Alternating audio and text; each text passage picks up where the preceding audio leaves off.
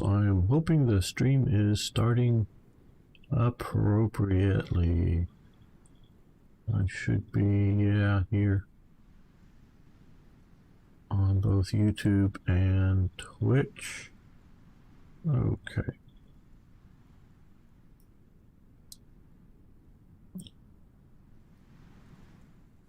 Yes, there we go. Very good. Let's take a quick look around here. Didn't modify government, but we hardly have any political power.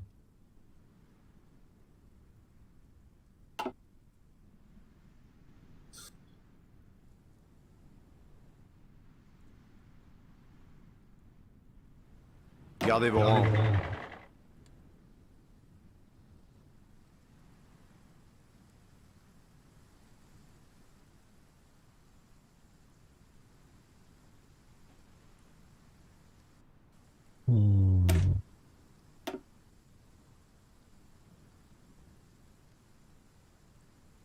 Semi-motorized.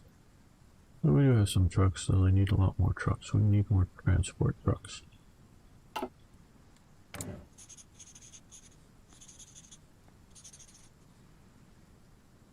Okay, infantry tanks, we could use more of those. Let's see, we're still in level 38. It's getting closer and closer to war. We need a lot more transport. Horse transport.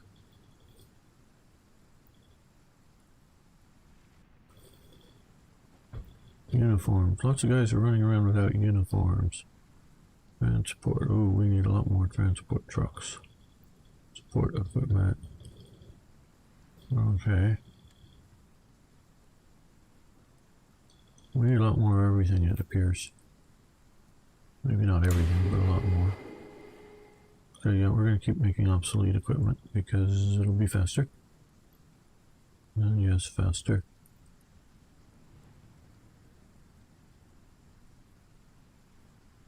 Or just some fighters are better than no fighters, maybe? Oh, heavy tanks. Yeah, making less than 10 a year right now. That's wonderful. Okay, we need more tungsten, it would appear. Do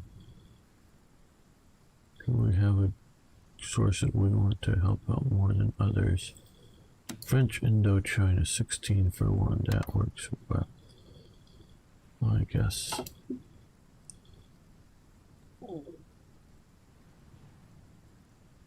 I am going to go get a Coke here in just a moment. Right.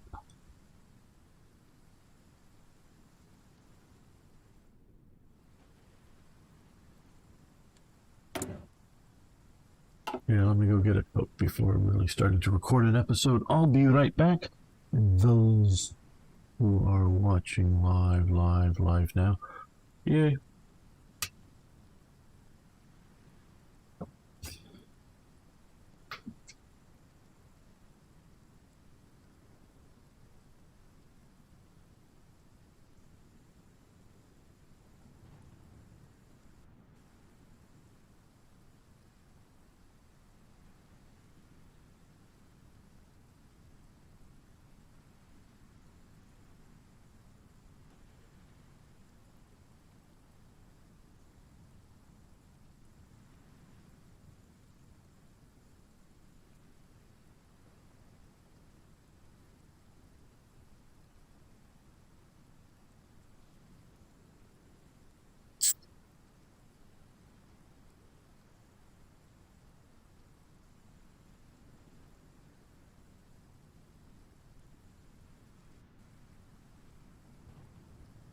Am I early? Am I late? Am I really lately early?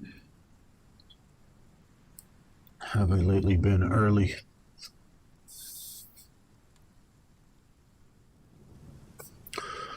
What if you gave a live stream and nobody showed up?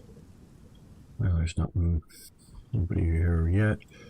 And yes, I sort of did start early. Okay, we already have our alliance with Britain. That is working out better.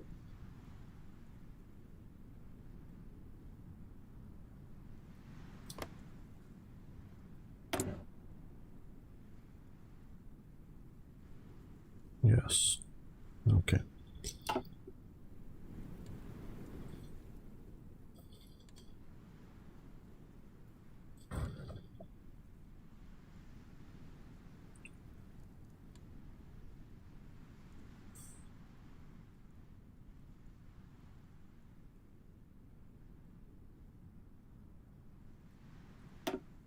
Welcome back to French Follies 2 as we play Hearts of Iron 4 Black Ice. But before we do that, if you guys haven't already, please subscribe to the channel, like the video, and of course I really love hearing from you, so post comments below. I'm going to use this series in these next few episodes to talk about some things, yes, while playing the game. We're going to be playing the game, but talking about France, and I know I've sort of done this before, and this isn't going to be a detailed history lesson with lots of names and dates and whatnot. There'll be some while we play, but there's some important issues that I guess I don't have a clear answer. I don't know if anybody has. I'm sure some academics sort of kind of feel they do, but a clear answer on some of the meanings of things. But it's definitely important issues, and very much to this day. But let's get on with the game here. Okay, we're going to let's see if we can send an attaché to China. It's going to take a lot of our political power and military power, but for two reasons. One, it will help us get more military experience and whatnot, but also allow for the series. They will not accept command power. They won't accept. Why won't they accept? Negative, positive. Chinese opinion is too low of opinion about us. Wow. They won't. Would Japan? They won't accept either. Wow. Neither nation will accept an attaché. That sort of sucks. Partially because, yeah, I wanted to get some benefits from it, but I also wanted to be able to get a better look into what was going on for the series. But oh well. All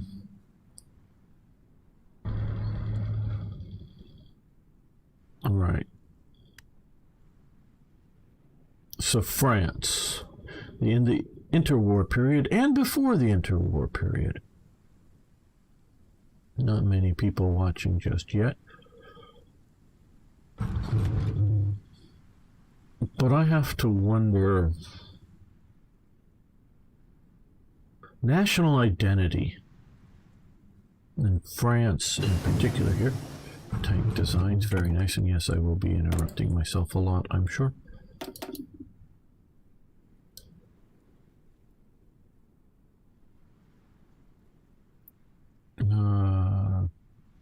Powered turret. We could do that. That looks good.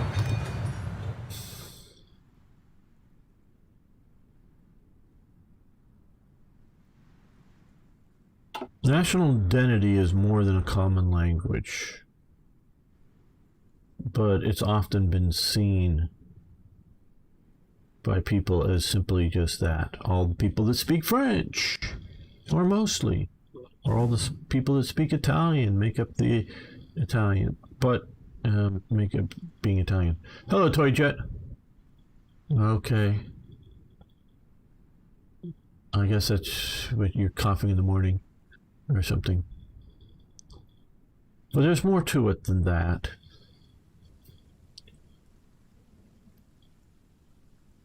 Now in France in this time period, and again before this time period, right now this would be the Third Republic of France, onslaught of Austria, okay.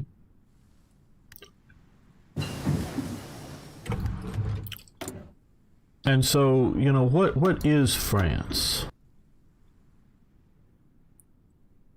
What is France?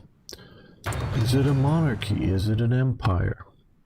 Now, in a way, those two things are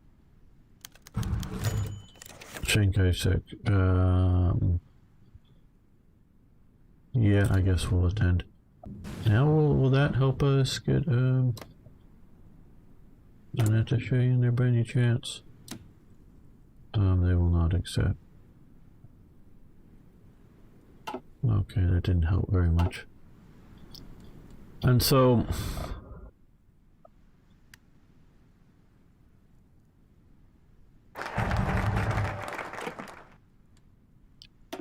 and, you know, like I was saying, this is the Third Republic. Well, you have the First Republic is, you know, post the French Revolution. Then you have the First Empire, which is Napoleon taking over from there.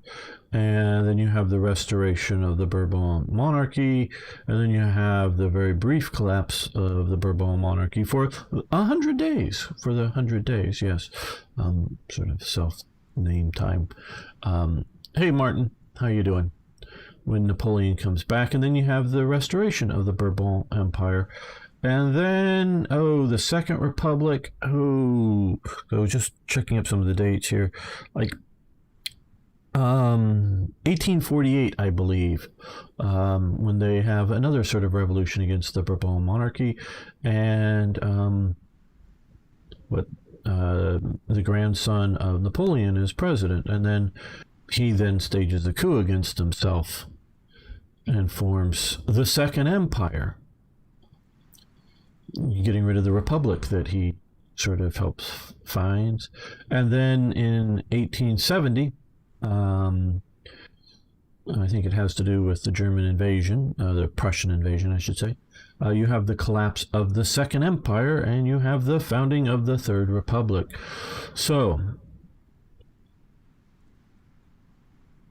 is France a monarchy or an empire? Now, empire, just what's the difference, you know, when it's all dressed up between everything? Well, they're both, to a point, a single person rule, to a point, though, of course, a modern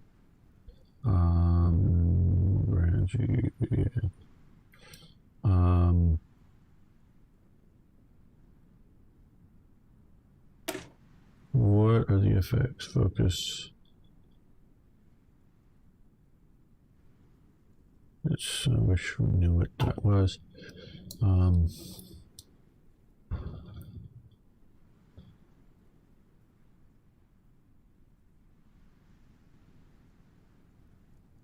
De Gaulle strategy. I think we're gonna. Ooh, wait a minute. We have our very unique. I'm doing quite well, actually. Thanks, Martin. Since we don't have a west wall to deal with, I don't think Germany's building one behind here. We're looking at possibly going rather offensive strategy. So do we want to do motorized focus, mechanized focus, further armament program, which either one works, equipment, fortification focus, levy en masse. And of course, was first done by that Grand Batterie. Army reforms. Okay, so really it's just these two here, because either one will do the center of it. Do we want to do fortresses? Okay, gains national fork, which grants plus 5% Alpine fork. Just extend the Maginot. You know, just in case things don't work out, I think we're going to do the Maginot line. I don't know that we have the industrial capacity or the whatever in the game to really do the overly motorized things.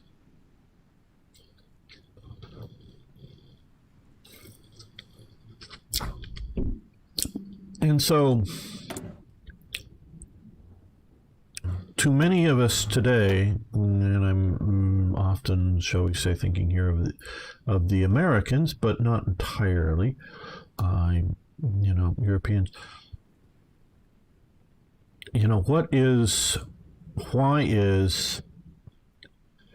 Why are people still to this day? And I think it lurks in people's minds, in some people's minds, more than people suspect. But why the sort of support for Bourbonists or Bonapartists in France? Is it just because of some hereditary gene that makes them super special? No, I really don't think that's the case for most people. There are sort of two branches, including the Orleanists and I guess the standard Bourbons in France, as to who would be the rightful Bourbon monarch. I know this may sound strange to people who are talking about the interwar period, but Action Française, well, sort of gets banned, sort of not. The sort of paramilitary wing of it definitely gets banned in 36 in France. So by 38, it is a monarchist, generally speaking, party. Now, in France, again, the genetics of the ruler, as it were, could we use, war support stability, we could use that. We want to do any of this other stuff here. We're already doing that. We got enough of that done. I guess we'll continue over here on this.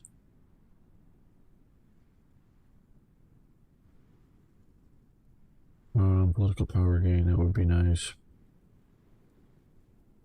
Base stability, we'll just do that.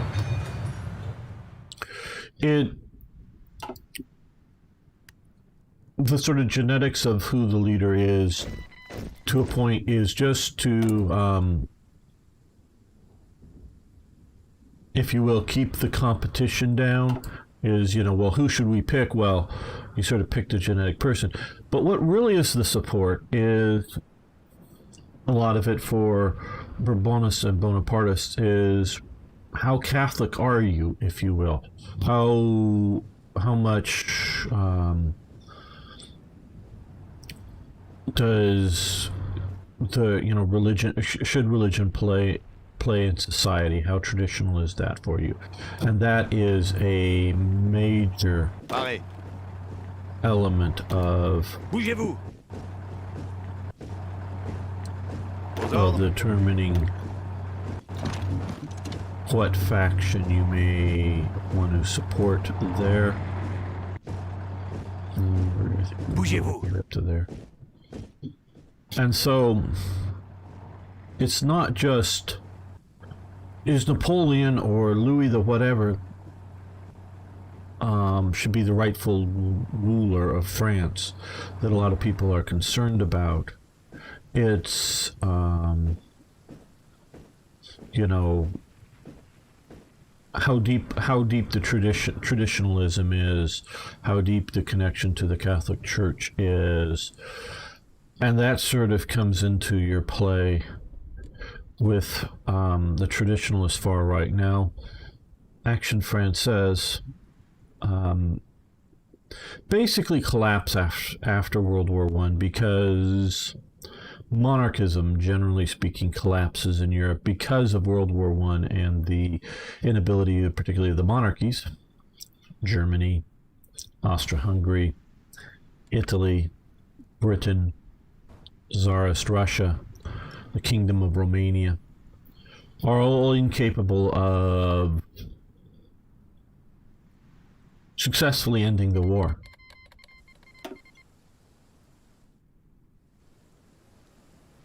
Because, should I say no one read Sun Tzu?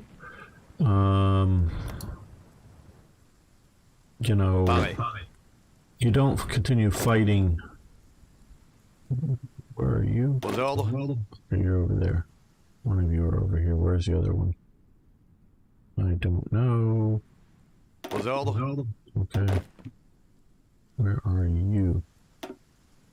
Écoutez. Okay, where are you? That's the one I want to see. Oh, you're up here. Okay. What are you doing up there? I don't know.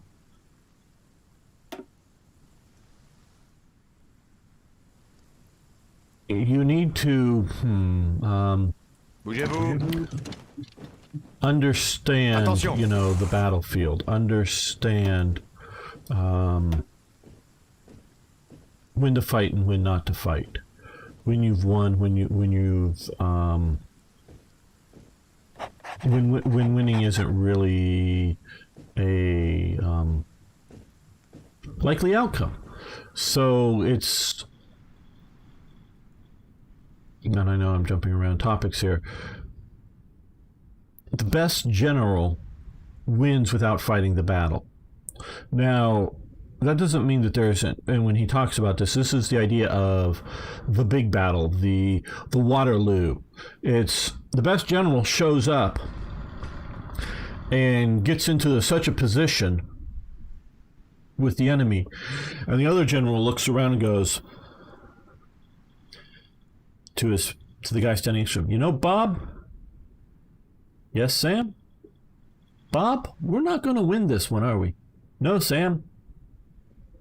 And the other general needs, the opposing general needs to go, hey, you know, I've got this battle won.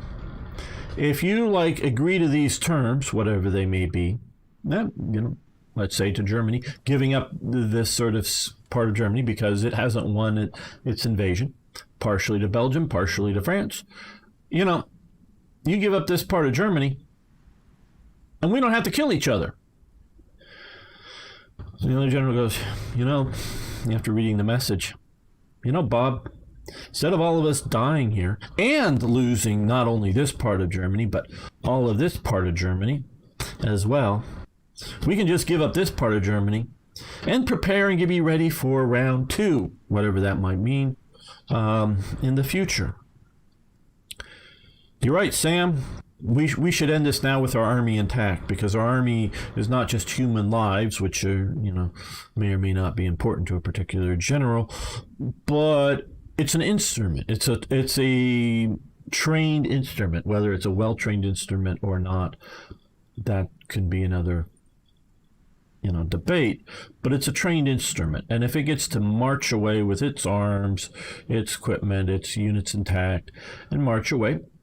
So the other general, General Lee, we'll call him, I don't know, just pick that, who was able to maneuver the battle into the place to make it like, yeah, I'm going to win. And the other general hopefully is good enough to realize that he's lost before committing, you know, to a stupid fight. Pareil. And so battles won without being fought, and that is an important element of Sun Tzu's theories. Now, of course, sometimes generals won't recognize that they've lost, and if, not always, if your political leadership is different than your military leadership, your political leadership needs to also sort of realize, yeah, they said the war would be over by Christmas 2 years ago. And then the next year they said it would be over by Christmas this year. Yeah, you know, Christmas is 3 months away, and it doesn't look like we're any nearer to Berlin. And they said it's going to be over by Christmas this year for sure. Well, maybe our political leadership can't really win this war. Maybe we need to negotiate. Maybe we need to figure something else out. And so your political leadership, you know, now maybe the and I'm not saying what they're telling the, you know, the mass population. What are they telling the actual political leadership? If the military is saying, hey, we're going to be lucky if we just hold out till next Christmas. And, well, hey, we actually did pretty well, political leadership. And then halfway through next year, we'll be lucky if we still haven't lost Paris by this Christmas. And, hey, yeah, we're doing good, you know. So I don't know what the military leadership is telling the political leadership. But if the political leadership is being told that we're barely hanging on, and then we do sort of okay, maybe that should be an indication we should see about negotiating here, you know, because, you know, so I don't know what privately, and I don't know how well it's documented in France or in Britain or in America, though America was barely there in World War One. How well or what the political leadership was being told by these guys. And, well, the World War One versions. Yes, probably all these guys fought in World War One, and he is there. Well, his face is there twice, or 3 times actually. Over here, get reused a lot. But they were probably, you know, majors and whatnot in the First World War. Not the generals. Pétain, who's not yet on the scene really, he's a retired general at this point, was telling the, you know, internal private leadership communications and how well that's been documented, but I have not read enough of World War One to know any of these things. And so one of the two things should, of course, be well, we're not worrying that much about naval.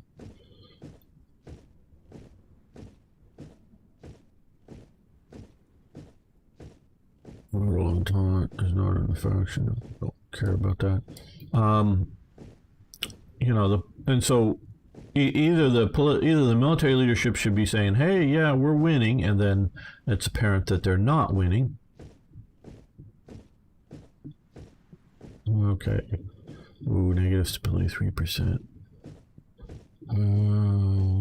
Okay. Or if they're telling them, you know, the sort of actual truth, then the political leadership needs to be, and this doesn't just hold true for France, it holds true for Germany, for Tsarist Russia, because after Tannenberg and that sort of German defeat up there, the military leadership should have been telling the Tsar, hey, look, and especially, you know, that's in, you know, 1914. Hey, look, we can probably continue this war, and the Germans will not make it to Moscow, but we ain't conquering Germany. We aren't doing well, and it would be better if, for all concerned, including maybe possible survival of the Tsarship, if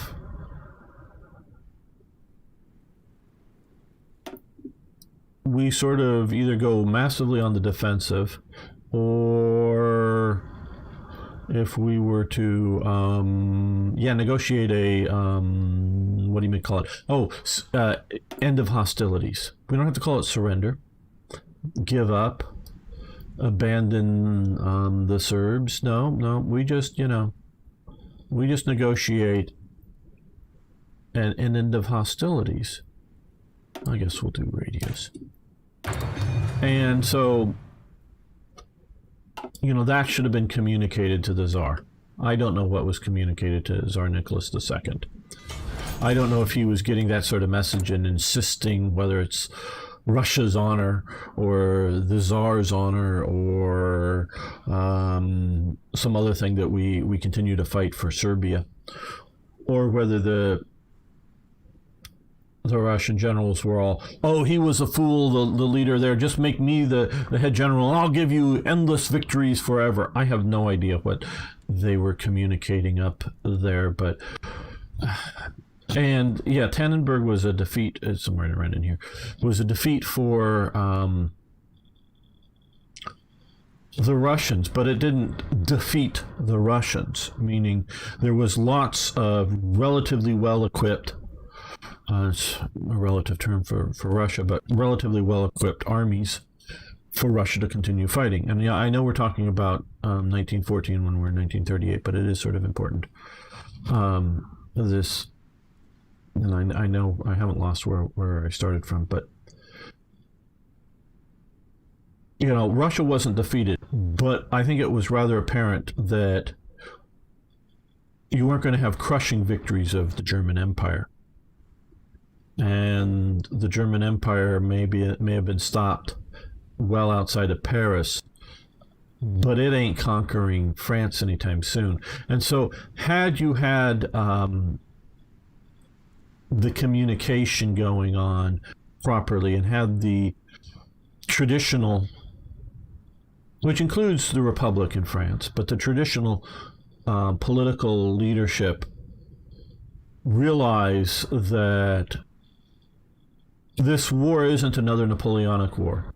This isn't, well, we're going to open up another couple of factories making, you know, paper cartridges that go ram down the muskets. And every 90 days, we're going to have 3 days of everybody just shooting the muskets, all they can possibly do it. And then that's it, because, you know, you only have a big battle every once in a while. And, you know, there's skirmish fighting going on. There's, you know, little muskets and a few cannon shots popping off now and again. There may be a siege, but that's just a few siege guns firing at each other, quite honestly, while guys dig trenches mostly. No, we're going into this industrialized war. And again, at least the Western powers had sent military attaché, shall we say, to the American Civil War. And of course, there had been the Franco-Prussian War. And of course, Russia had experienced the Russo-Japanese War, as well, in which they had their fleet sunk. But there was also a significant land war going on there. So they understood this modern warfare and how industrialized it becomes in its production aspects, and that it isn't just whether it's the levy en masse in France or the small professional army in Britain of the Napoleonic Wars, or similarly the like small professional army that Britain back around 1900 has been fighting the Boer Wars, in which most Britons, they may know, you know that neighbor Bob, his uncle's son died fighting them damn Boers. Now, this is like everybody's family is losing somebody or has somebody in the trenches. Hey, Arno. Great to have you here, my friend. So, you know, it isn't just like your small professional army off somewhere in the colonies fighting a serious war, you know. Now, and I'm just talking about, you know, a few sniping rebels somewhere, but serious war. That's sort of like, I would say, what we've been facing in America, and I know some of the European countries have also been doing it, in either the occupation of Afghanistan or in Iraq, in which, yeah, periodically, you know, body bags come home. People have died. More often, severely injured soldiers come home. But still, as a percentage of the American male population, the death isn't even getting near to a tenth of 1%. You know, and I don't want to diminish at all, and I don't think anyone really listening to would think that I am diminishing the severity of any of that to those directly affected, either, you know, being wounded or immediate family members. But still, as affecting overall American society, it really isn't. And the tax burden, yeah, we've been spending a lot of money there, and it's, you might say bankrupting us, but really isn't. That isn't. Other things that sort of are. But that's nothing compared to the, shall we say, scale of World War I and II, of just everything and how much it disrupts everybody's life. So since this didn't work out, and I'm still talking about monarchist elements and traditionalist elements, people lost faith in their political leadership. whether it be, you know, somebody with the name Kaiser or a title Kaiser or Tsar or His Majesty or whatever. And so people lost a lot of confidence in that. So USA had the industrial capacity to outproduce most countries. That's important, Martin. It no longer does. And there is a massive difference between the U.S., well, throughout World War I, even once they go into the war, but U.S. definitely before U.S. enters World War I, and the U.S. industrial output before it enters World War II, in which, as we would call them now, defense industries, back then it would be war industries, were ramping up. So it gets to the point that anybody and everybody who has any sort of talent in like firearms making is in super high demand. And Russia, France, particularly those are the two biggest ones, but also Britain, are coming to America and are like, hey, yeah, can we buy some guns? On almost literally any type of gun, because the French buy rolling block, single shot Remington rifles in fairly large numbers, in the standard French caliber, in the 8mm Lebel.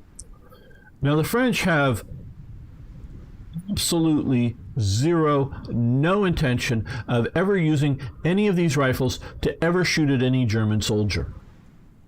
But they need these rifles. Now, like I said, no intention. And I don't think they ever do shoot at a single French soldier. And they buy, I don't know, 100,000 of them or more. I don't know. Because these are a model that Remington was already geared up and able to make. And they could just make more of them faster and didn't have to rejigger the production machinery and just get them there. Because they need rifles for the troops back in Nantes or out in Brest or around some mines, whether it's against a local riot, you know, an anti-conscription riot maybe, or just guarding a supply depot from theft. They just need a guy with a gun, with a bayonet on it, to march around, and, you know, he has some bullets, and that's all, you know, they just need this sort of rear area soldier kind of rifles because all of their production they're putting to frontline use. So they just come to America, and Russia does the same thing. Britain does not so much. There's some sort of mass buying of what, you know, either off the shelf, current stock, or what they're already able to make. Britain is a little more on, hey, well, can you start making us these new P-14 rifles for us and things like that, and start working on that. And Russia is a mix of things, and France is as well. And so if you have any sort of these skills, the biggest hurdle for most of these companies is getting skilled workers, not getting the machine tools and or the money to expand their factories.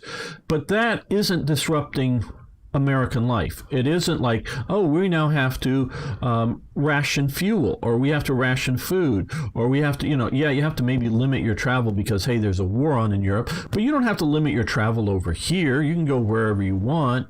You know, it's not a disruption of life compared to, say, World War II, in which they mobilize the population for war production in America. So it's about the disruption, not that, oh, hey, they're dropping bombs on my house and I may die. Yeah, that's a massive disruption. But it's also sort of like the disruption that we are all facing right now with the coronavirus, and you're not allowed to go outside.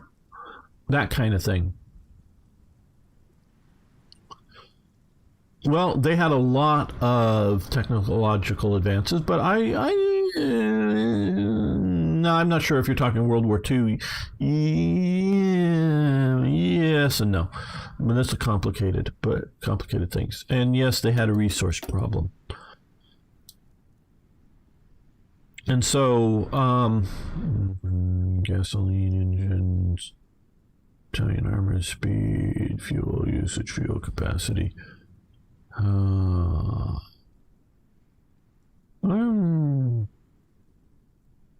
going to do recovery rate. And so, yeah, the disruption to society, to France. Yes, the battle was fought mostly on French soil here in the West. Well, yeah, it's sort of down here. But it disrupts all of French society. So people have lost confidence in this, in their political leaderships.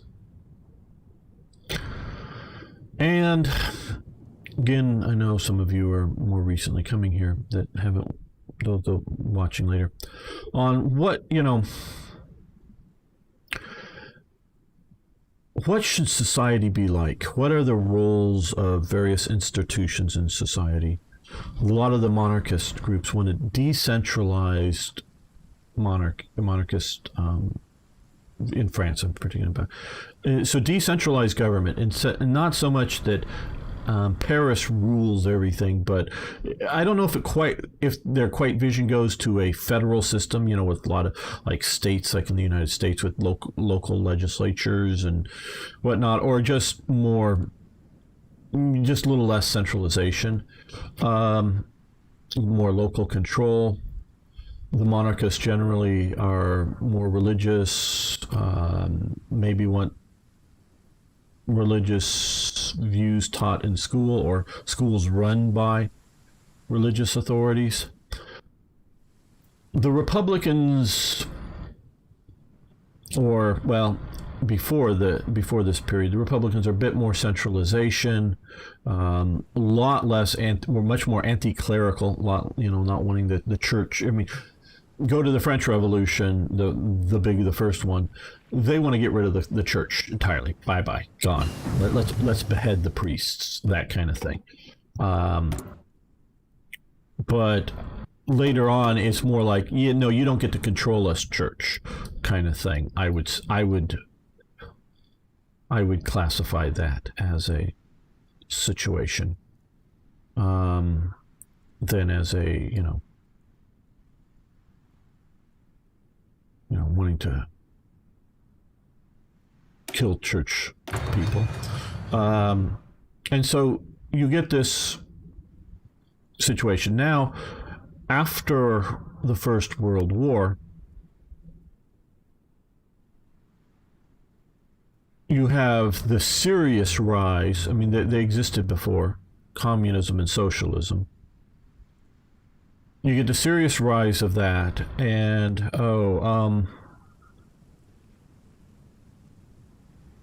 they talk about more progressive or progressive social policy was one of the things that the sort of Popular Front at this time in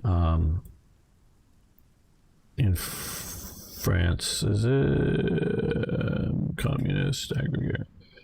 Okay, well, I guess maybe it's just sort of just Parti Radical is sort of part of the Popular Front, I guess. More progressive, but progressing towards what? When they say and a lot of people are progressives, but progressing towards what? What are you a progressive? They say a progressive social policy. Let's not talk economics right now, but progressive social policy. Can anybody in chat tell me what that means? Progressing towards what? What's a progressive social policy? Not naming one, but what is a progressive social policy? Quite good. Got me some new models. Yeah, going to the model store, he said. Okay. Political power gain. Oh, we got a lot of political power. We need to maybe use some of that up.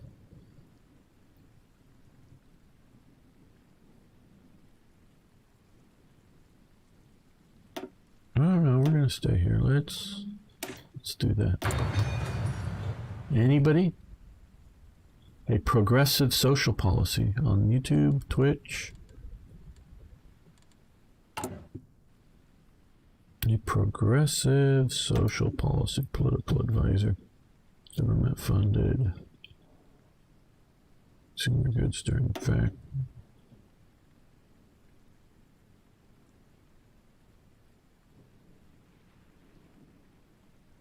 Propaganda minister, economic minister. Okay,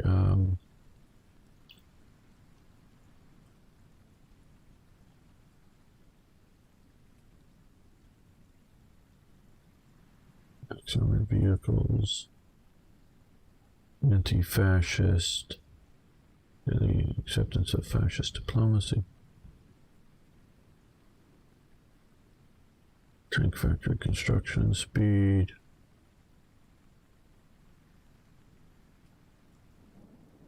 base stability,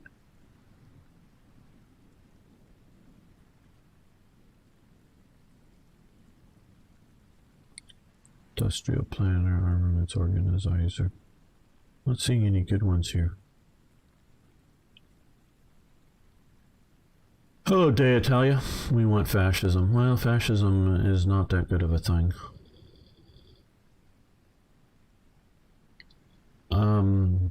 We'll get into that maybe in a bit, but so progressive social policy.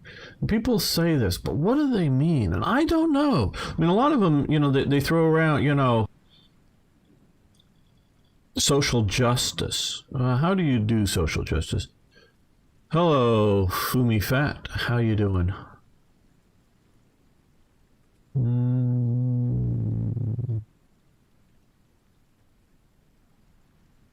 We'll go with you.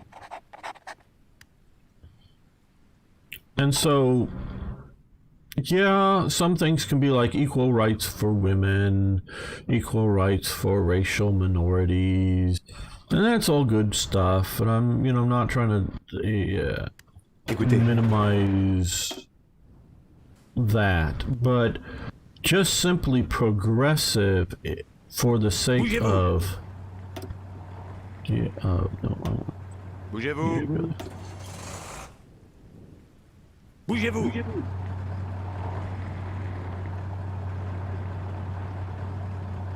Oh yeah, I remember you're from Thailand. Gardez vos rangs. There we go. So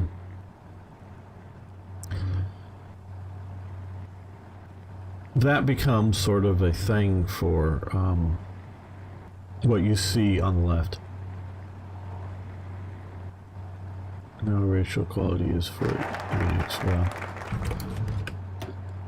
I think I'm going to disagree with you there.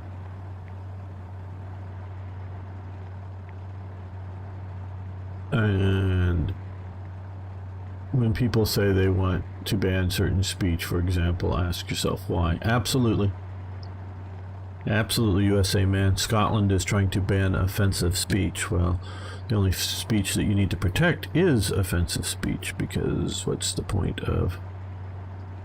Okay, world tension is not high enough yet to do that, but we can hit on some of that once it gets there.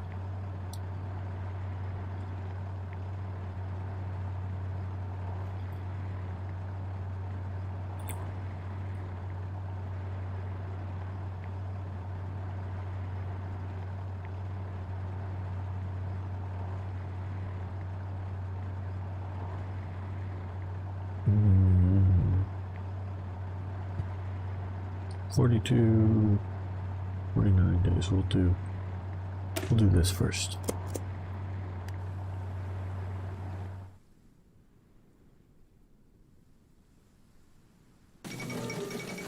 Ah, the World Cup, yay. And so the sort of Party Radical and what so the socialists definitely gain a lot of hold after World War I. Who am I angry with? I hope that's me. I'm not particularly angry. And so you see that. And then you see the people that reject the sort of extreme anti-religious views of the socialist, reject the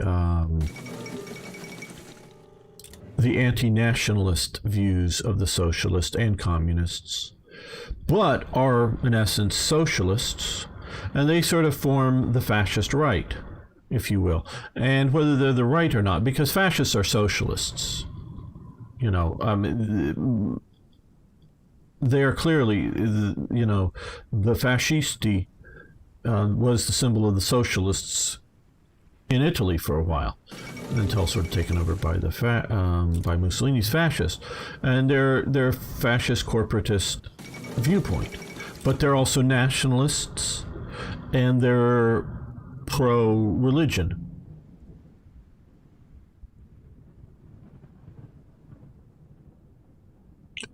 And so you have that showing up on the right. Now, in France, there's definitely elements that are pro-fascist because they're watching that. And so they don't want to see, you know, the return or they see the failure, if you will, of the traditional right.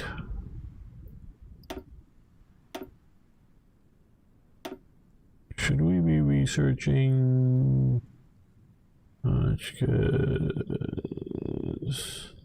No, D2 bis, probably don't need that. Oh,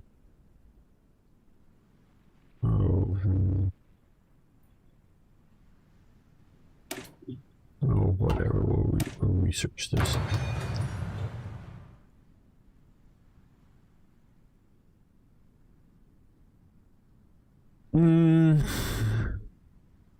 Well, no. Mussolini's origin was in the Italian Socialist Party, primarily, publisher of one of its main newspapers, and he comes to the concord with the church. So he's definitely not, like what I'm talking about here in France, but also is somewhat true in Italy, is the traditional right is very pro the church. Mussolini, he compromised, but it's really power.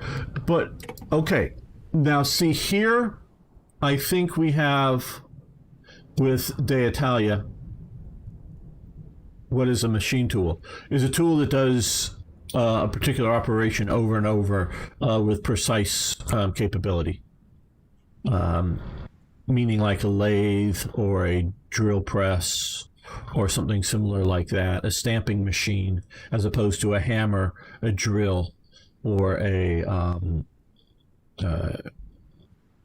file, doing it with a hand tool. And it's generally a powered machine tool. Okay, there's a difference between church control, say like in Italy, where with the compromise of the church, in which the church controlled, I forget to what age, in schools in Italy. There's a difference between that, you know, actual church control of an institution, not government, well, maybe government paid for institution, but an institution, say like education, actual church control of it, which I will agree that Mussolini was not in favor of. He compromised for that. There's a difference between that and that the idea that churches should be allowed to exist without suppression. Okay, see, they wanted to, in communism, ban the idea of priests even existing, and now they do make compromises in communism and allow some churches to exist and some priests to exist, but they are highly suppressed and controlled by the government. So on one extreme is like, oh, you're a priest? Well, here's a bullet for your head. Okay, communism would like to do that because religion is the opiate of the masses and they want to get rid of the opiate of the masses. Okay, that's communism. Now that's extreme. That's not socialism or normal sort of socialism. That's sort of extreme socialism, communism. They want to kill off, like in the French Revolution, they want to kill off the priests and the nuns, if you're Catholic, or pastors and whatnot if you're Protestant. And on the old, ancient, traditional right, they want the church to be one part of the governing body. Like in Scotland, I know the old 3 estates that governed Scotland before unification with Britain, and they all sat in one house. It wasn't like there was 3 different, the House of Lords and House of Commons, but they sort of had the burgesses or whatever, the representatives from the towns. So they're sort of the commons, but they weren't like the people out in the farmers. They were the sort of represent the town's elites. Then you had the nobles sitting in there in a block of voting block. And then you had the church leaders sitting in the third block. And these 3 blocks of people actually cast votes. So because you're, in Scotland, and again, I don't know every country all over the world and at all the different times. I don't know everything. But I do know it. There was a time in which, if you were the Bishop of Aberdeen or whatever, you got to go to, in essence, the Scottish Parliament just because you're a bishop, and you had a vote because you were the bishop. So religious leaders, just because they were religious leaders, had a vote in the government, in the governing bodies of society. Okay, just because they were in church. Now, to an American, that seems really weird. You mean all the Catholic bishops and cardinals and all the Protestant equivalent of them, because it depends. Some do have bishops and cardinals. Church of England, if you will, or the Anglican Church. Just because you're that, you get to go to Parliament or Congress and vote? Who gave you that permission? Well, of course, because you're the church, and the church is represented in government. Okay, see, that is the old traditional view, and I would agree that Mussolini wasn't for that, but neither was... Mussolini wanted instructional control. He wanted to indoctrinate the children, absolutely. And so, probably more so than in Europe, more Christian in the U.S. At least that's my understanding of things. So you have... so no, he isn't for, Mussolini is not for clerical control of institutions of society, but he is not for banning the church from existing and church owning the churches and maybe other lands. His corporatism doesn't allow too much, land ownership for the churches, but so Mussolini was pro-religion, but not pro-religious control. And that's where we get, like I say, under the communists, somewhere between trying to kill off all of the religious leaders to tolerating a very few to exist and under very controlled circumstances. So those are sort of 2 extremes under socialism. So the socialism of that is pro-nationalism and pro-religion is the fascism, but they are corporatists. They are socialists, but they see things different than one of the another big difference between at least Mussolini's fascism and socialism and communism is, although they are socialists, the fascists are a type of socialist, they are not trying for equality, meaning they are hierarchical. So they're going to be rich people, but there aren't going to be destitute poor people either, is the idea. And it is a corporate social body. going on. So yeah, you can have the rich guy with the sports car, but he can't be too rich if somebody's poor and starving and destitute.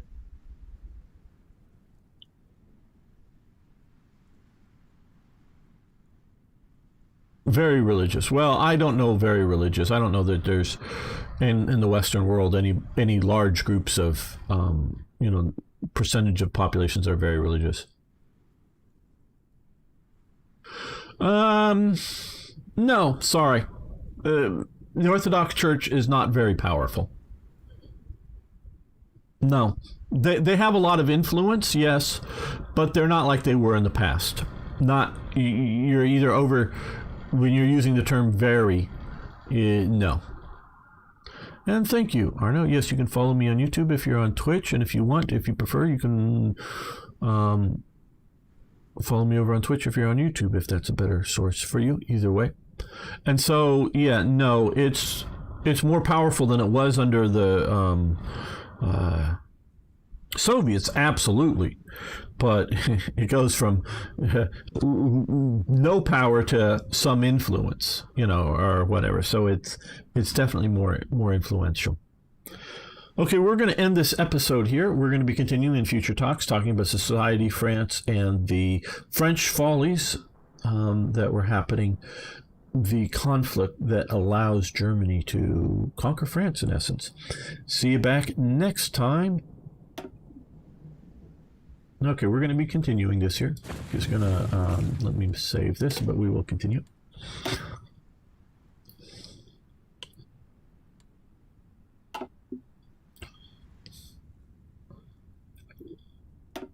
Welcome back, fellow armchair generals. This is Gamer 1745 here, continuing my series French Follies the Second.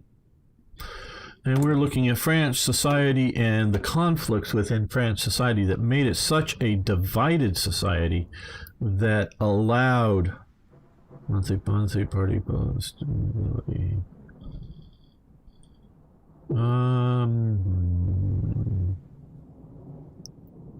That got me the base stability plus 10%, which is really helping. Yeah, let's do this. This will help out.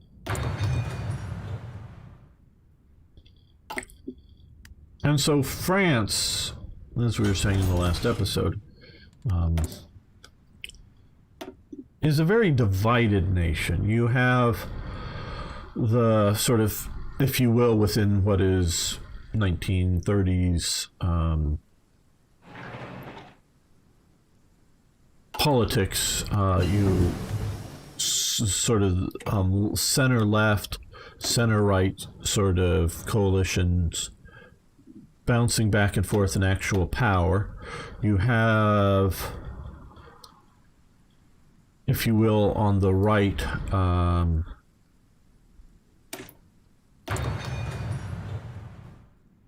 you have both fascistic elements and classical, traditional monarchist type elements. So the right is somewhat fractured. The left is fractured between, excuse me, a little bit of hiccups, between communists, which really means Soviet communists on the one side, and socialists on the other. And so you get a very divided nation, and there is not a national consensus. That's important. You know, what is, I guess we can produce some submarines. Here's a question. Obviously, Catholicism had the Reformation, but why has Islam not had a Reformation? Okay, simple answer, USA man. God, I don't know. That's a very deep. I don't know if he's still active on Twitter. The Imam of Peace. Very good guy to follow. He's an Australian Imam Islamic. He is trying for a reformation of Islam. I would say. Very good guy to follow. I really liked a lot of what he said. I have not been hearing from him. I'm not sure why recently, but that is, please build at least level 1 or 2 AA on the tiles with bunkers so they do not get damaged so fast. Well, we will see about that. Oh no, I don't like this map. Okay, well, right now on the border here, we have level 4 state AA. So we've already got that, Arno. We've got AA to level 4. We got, don't we have, oh, come on. Yeah, we got level 12 out of 6 possible. We got 12 out of 6 possible. We got more bunkers than we can deal with. This Maginot line is sort of super. Yeah, we're doing good here. We got up here in this province, yeah, okay, we got 4 out of 6 level AAs.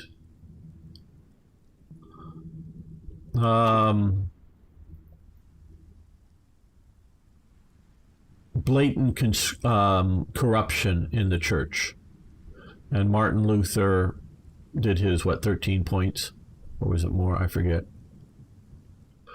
Oh well, we are slowly pursuing. We're doing economic cooperation. We're going to go down this extended Maginot line. We'll see what we're going to do, but do realize, Arno, that with this playthrough, this whole area, there is no west wall, and this is still a demilitarized zone. So I am thinking about blitzing at least to the Rhine and trying to hold the Rhine. Whether Germany invades the Netherlands or not, I'm not sure.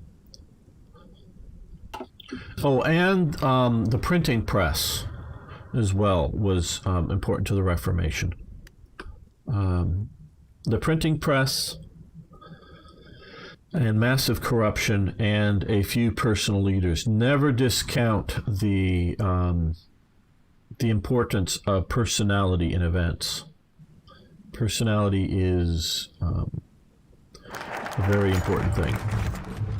Okay, economic cooperation agreement to assure perfect military cooperation, which is an oxymoron between nations. We must define some economic and logistical agreements with the United Kingdom. Now the agreement is signed. What actions the Allies need to do as a priority? Okay, share electronical industrial, coordinate military logistics, land doctrine. Take economic sanctions. I don't know. We need to sanction Germany so much.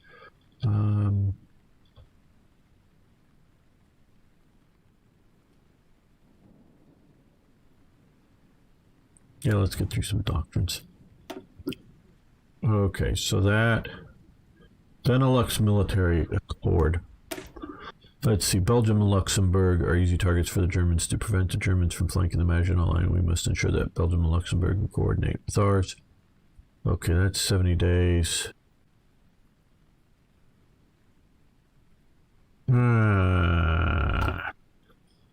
Let's do this first.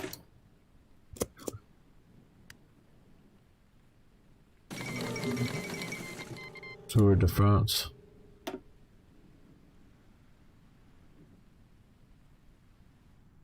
That's not a Benelux Accord. It doesn't have the Dutch. You're right, it doesn't have the Dutch.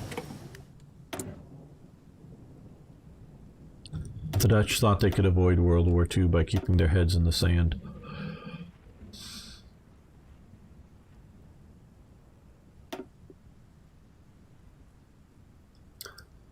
Well, okay, we got radios. Yeah, let's go with this.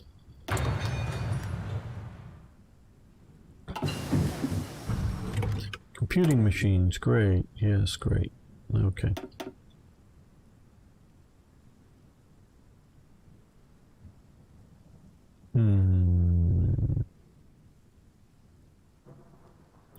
Yeah, it's a lot of radios we can't build.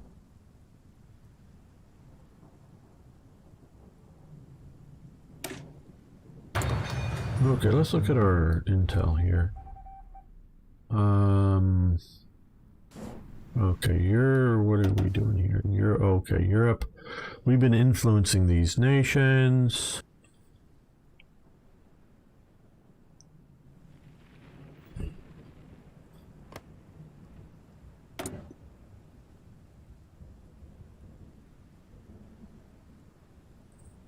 I think I want to stop.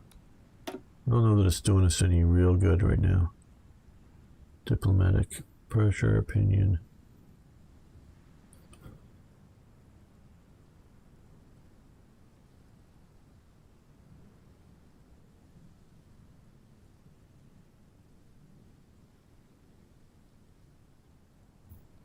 Well,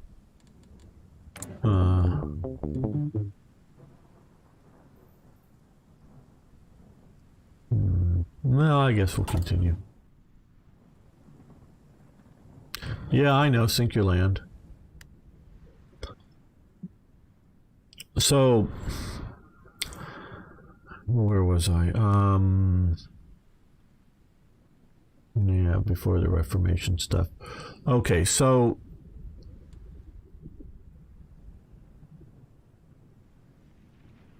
root out resistance. Well, I don't think, well, let's see, not enough manpower for our garrisons, radio equipment, whatever.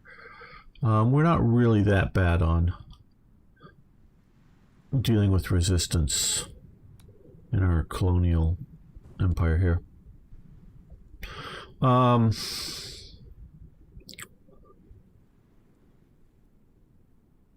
What we generally call liberal democracy, whether it's a republic or not, but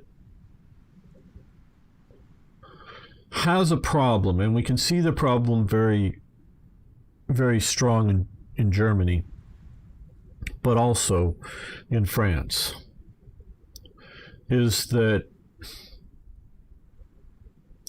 there are forces that will use the liberal democracy to try to get power, but don't want to govern through it. And of course, clearly in Germany, which I know better than France, and sort of why I'm jumping to it briefly here, is you have the traditionalists, the people that want the Kaiser back, which include Hindenburg. I mean, he's dead by 38, but he's around, you know, in 33, 34. I think he dies in 34.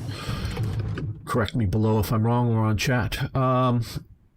But you have Hindenburg, you know, so they want a return to the sort of traditional aristocracy. Not because in Germany before World War I, it's not that the Kaiser and the traditional aristocracy were like reigning supreme. There was still a parliament, and there was a rather reformed sort of system, but they want the traditionalism in power. Or you have the Nazis, and neither the traditionalists nor the Nazis want to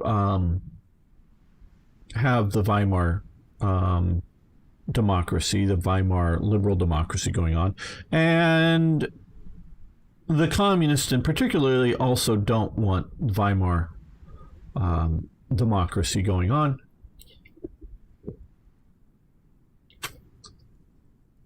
And so you get this, if you will, from the right and the left, they want carry. No, I don't want carrier convoy. Oh, carrier tactics development. Yeah, we'll do this. When centrist parties fail to govern political... Yes, absolutely. But you're absolutely right, USA man. But I'm saying it's not just that they failed to govern well. They don't even like the institution, let alone... and let's bring it to a modern politics in America. the Democrats don't like the institution of the Electoral College. They want to get rid of it. I don't know how much that's a talking point or how much, because I don't think it would quite work out the way they think it will, but they want to go to direct popular vote because the last two Democrats and last several Democrats before have all won the popular election count. Well, a lot of people don't vote in states like California for the Republicans because they know they won't win here and they get no electoral vote, so it doesn't matter to them. The vote would probably change some. But they may be right in that it's going to help them out. So they want to go to popular election of presidents. They want to get rid of the Electoral College. They also want to get rid of the Supreme Court. They want to pack the court with people that will vote. Because what the Democrats want is not to, what they want to do is they want to be able to go in and go, okay, the House of Representatives and the Senate vote and agree upon the law, and if they do so and the president signs it, it becomes law, like it is sort of in Britain. And so they just want that to happen. So whenever they all get together, agree, the House, the Senate, and the president all agree, and they pass any laws, it's just the law. There is no real other body that's going to go, nope, that's against the Constitution. Whether they they only want a Supreme Court to be there to deal with miscarriages of justice and whatnot, just, as an appeals court. Should this person be put to death? Let's appeal it to the Supreme Court kind of thing. They just sort of want another appeals court, a final appeals court for stuff they don't, not to whether it's constitutional or not, but just whether, and maybe whether a state law is constitutional or not. They might want that to be done, but never to have a federal law to be challenged or not, whether it's constitutional. The Democrats don't want that in the United States. So they don't respect the Supreme Court. They see it as a hindrance to their goals, and they see the Electoral College as outdated. So it's not just, and they don't see themselves as extremists or seeing the nation necessarily as the centrists have failed to govern. They just see these two institutions as something that they don't agree with. That's the kind of fundamental situation I'm talking about in both France and Germany. Germany under Hitler has gotten rid of all these things, so they're now a unified situation by 1938. Not that everybody agrees, but enough people agree. And so that is sort of the situation we're facing here. There isn't a base stability plus 2%, repair dockyard civilian factory. We're not building civilian factories.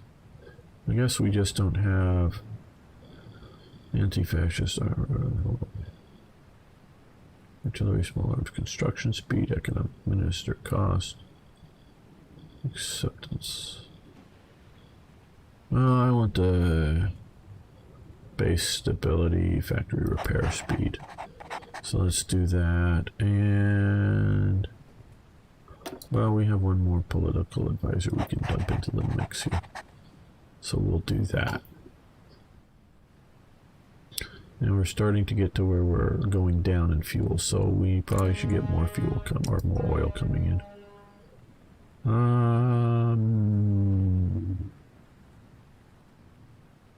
Yeah, more from the USA.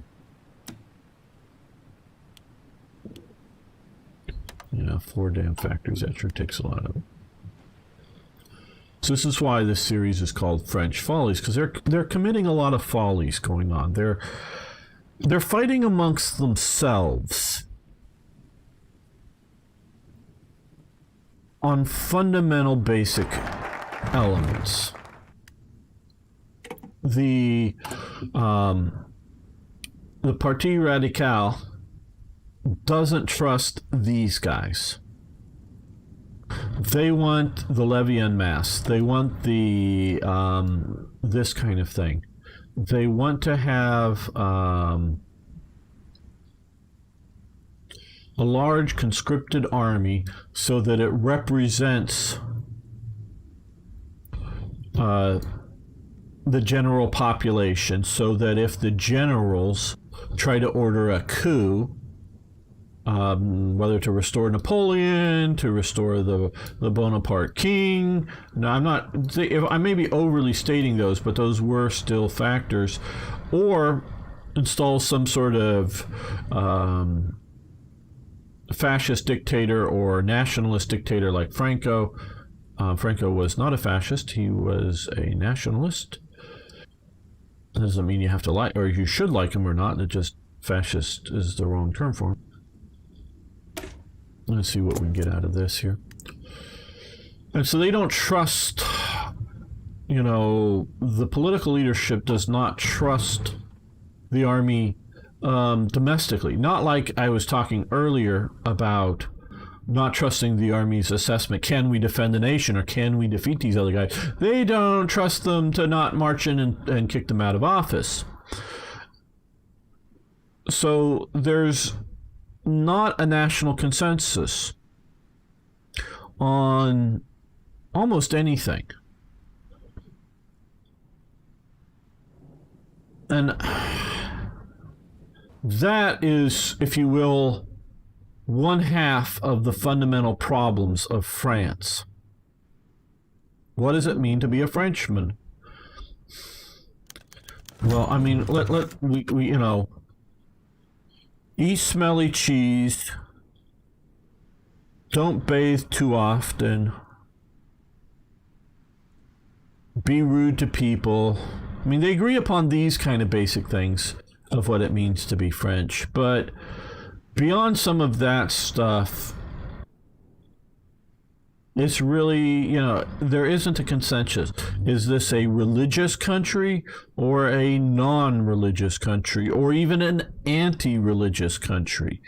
Is it a centralized authority country, or is it a regional authority country? Is it a bourgeoisie country, or is it a proletariat country, or is it an elitist country? They just don't have this sort of share. Here's a great. They don't have a shared founding viewpoint for what it means. See, like in America, and we'll get to this in just a moment. In America, you have, or you had, we've lost it now, and it's fading bad, and that's why things are getting bad in America. But you had back in the 1930s this sort of shared founding myth of the Boston Tea Party, the Boston Massacre, the sort of Battle of Lexington and Concord, the Washington crossing the Delaware, and you know, the siege at Yorktown. You had these sort of founding myths and truth, but these founding stories of what it meant to be America, an American, and it was shared amongst the people, and that gave them a cohesion. You don't have that, as I understand that, in France at this time. And so that they are more worried about, and this is, I can see this in a modern America now. This is sort of why I feel this is important. Saratoga, yeah, absolutely, still, where they surrounded and took out. Actually, that was sort of one of Benedict Arnold's good moves is Saratoga. But yeah, and so you have you have this sort of shared founding story that continues into the American Civil War. and you definitely see, and you can definitely see it in a lot of the propaganda movies and what's going on in America during World War II, the sort of acceptance of the South, the Confederacy in flags and stuff and stories during World War II, and it was both the Union and the Confederates fighting World War II together. Now, of course, being pro-Confederate or something is now seen as evil, so you've now cast out these people. But it was not that it was necessarily accepted that it was pro-slavery, but that these are all part of the shared combination. You don't have this in France because you've lost the focus of the monarchy or the focus of the church. These people are more worried about the other parties and control of the government and direction of the government than they're worried about Hitler over here, who's made all kinds of speeches, who has, well, in this scenario, has not remilitarized the Rhineland, but did in reality remilitarize the Rhineland, and by 1938 had been building the West Wall that everybody's aware of, had taken Austria, had taken, or was now trying to take the Sudetenland, that might want this back, lost from World War I. And in books, Mein Kampf has sort of promised another war with France. And right around this time, de Gaulle makes a speech down in Marseille warning about, not de Gaulle, not de Gaulle, Pétain, Marshal Philippe Pétain has made a very important speech, I think it was in 1938, about the dangers of the Nazis and the Germans, but the Nazis governing Germany and their threat to France. So they're more afraid of one of these other party groups than they are of the tanks rolling across their border. And sure, in the modern sense in America, the American government isn't afraid of Chinese tanks landing on American shores or Russian tanks landing on their shores, though. But they are afraid of, hacks, because there's the big hack they talked about. They think is Russian. I don't know. I don't know that anybody's presented I forget what it's called, just in the last few days. And it's the real reason why Trump fired a few people. The guy, though, he said that the guy that said that, I forget his name, the head of cybersecurity for the American government. Oh, well, the election was safe and secure. And then a day or so later, he gets fired by Trump. And everybody, Trump fired him because he didn't know. He fired him because Trump had already found out that we had been hacked massively, probably the biggest government hacks in American history, that they're still trying to figure out what the hell's happened and going on. And just, there's, the notification, shut your damn servers down, shut everything down right now. So there's a lot of stuff shut down. It doesn't affect us on the internet, but the government stuff, the secure stuff, if it touches the internet, it's like to be shut down, and they're trying to figure out what's going on, and this is serious. And somebody's saying on this level it has to be a nation state. Okay, I'll grant that it's probably a nation state, but I'm not going to grant that we know it's Russia or China or whatever. But we've been hacked. That's why Trump fired him, I do believe, not because what he said on some tweet or something or in some news conference. He might have fired him anyways for that, but I'm pretty damn sure it was because of this hack. But so Americans feel that they're not going to be coming across the border in any moment. But obviously, people in Ukraine, there's fighting going on, right? To my understanding, right now, there's people maybe not actually pulling the trigger on each other right now, but they're looking through rifle scopes and seeing if the other position, if somebody's exposed, to shoot at them right now, right around this Mariupol, Stalino, this sort of thing. And so they're worried that Russia may just roll across their border, sort of like they happened in Georgia not too many years ago. And, the Baltic states or Poland are worried about the Russians may just roll across their borders. And so when you have that level of a threat that, yes, the U.S. is mostly immune from, the only time I would say we technically we're still not immune from it, but is like during the Cold War is the idea that they could nuke us at any time, launch their missiles. I guess those who have missiles could nuke us at any time if they wish. But short of that, the U.S. isn't worried about physical invasion. But all of these countries around here, Austria was very worried about it. The Fatherland Front was very worried about German invasion, and it came, but the government decided not to resist.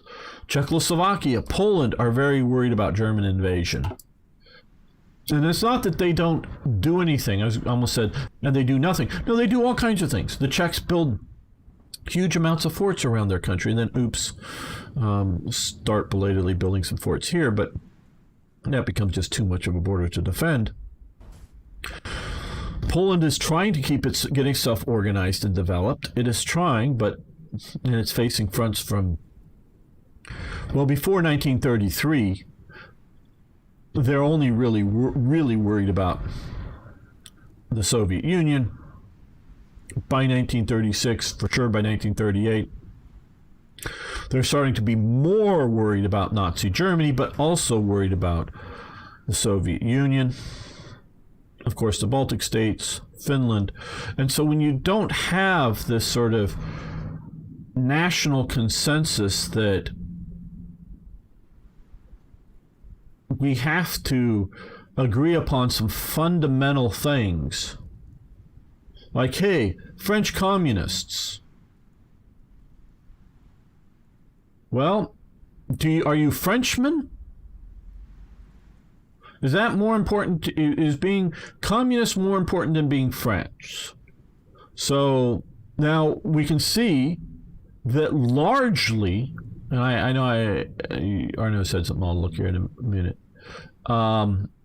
Largely, the French communists, being communist was more important, because once the Molotov-Ribbentrop Pact is signed, the French communists shut up about the Nazis. Hooray, the Nazis are liberating Poland. Yay.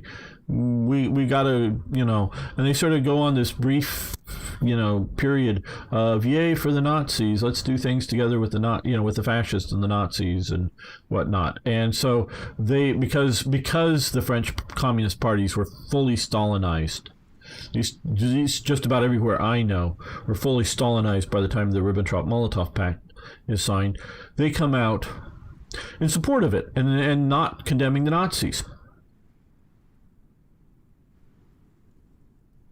So in 1940, when the German panzers are rolling across the French border, they're like, yay, the Nazis are being victorious. They're our allies with the communists. Yay.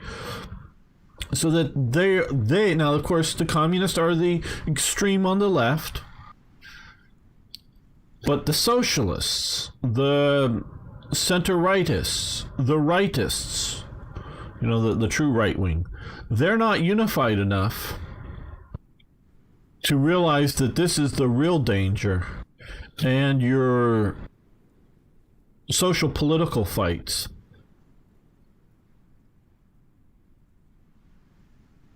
are not the real problem.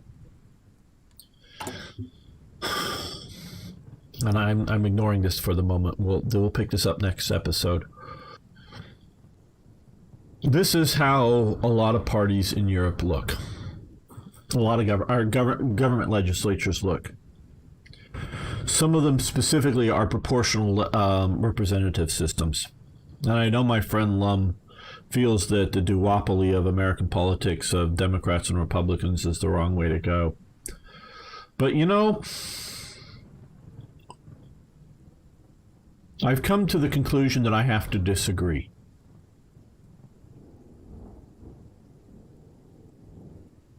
That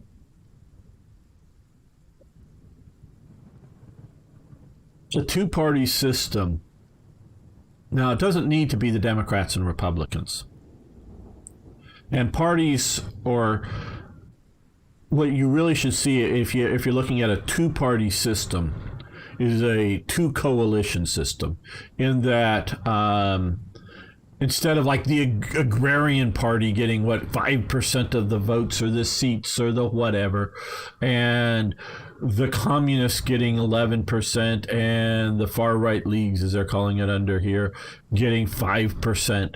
Instead of that, you just form coalitions, a right coalition and a left coalition, if you will, whatever that may mean. Now, sometimes you may have a northern coalition or a southern coalition or an urban coalition versus a rural coalition. That may be more of what we're having in America right now. But having two coalitions that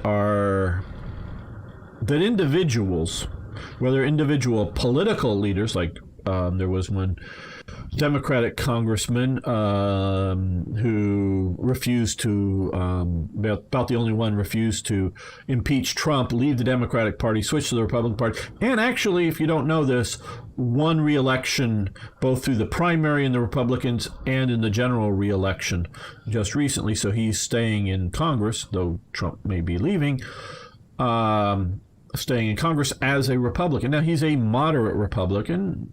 He was a moderate Democrat, but now he's a moderate Republican. So either individual political figures like that, I mean, he's a minor one as political figures go, but still, or individual voters, your person, may switch the coalitions around. And so elements may, but not necessarily have fracturing parties, and that way you have the ability to build national consensus. Because I do not believe right now, from my quick reading, that the Parti Radical had 45% support in France at this time. This is just the game, and so if you had a national consensus of 45% of the people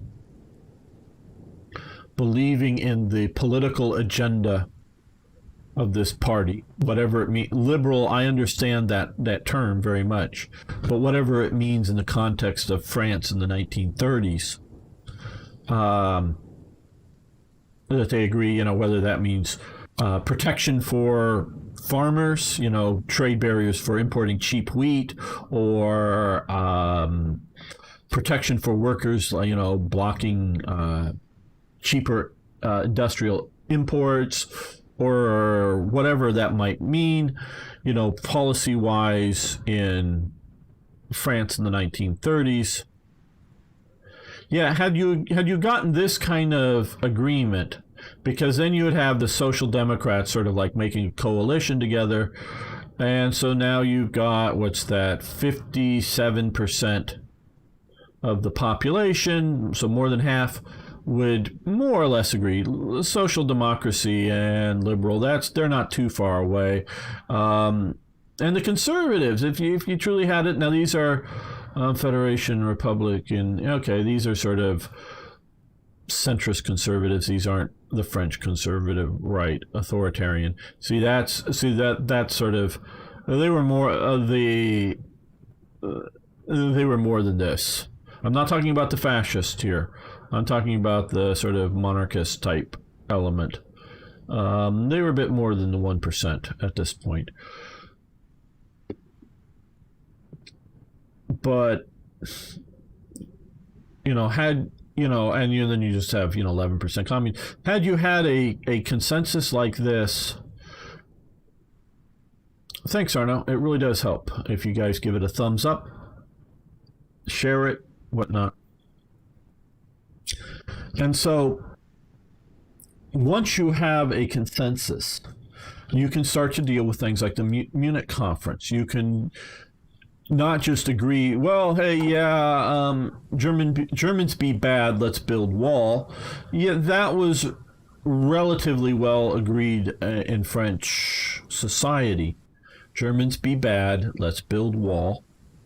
They agree. I think most of the parties, even the communists, even the far right, they all sort of agreed upon that experience from World War I. And if they didn't agree, they couldn't publicly disagree with that. So, but you have this fractured politics and this that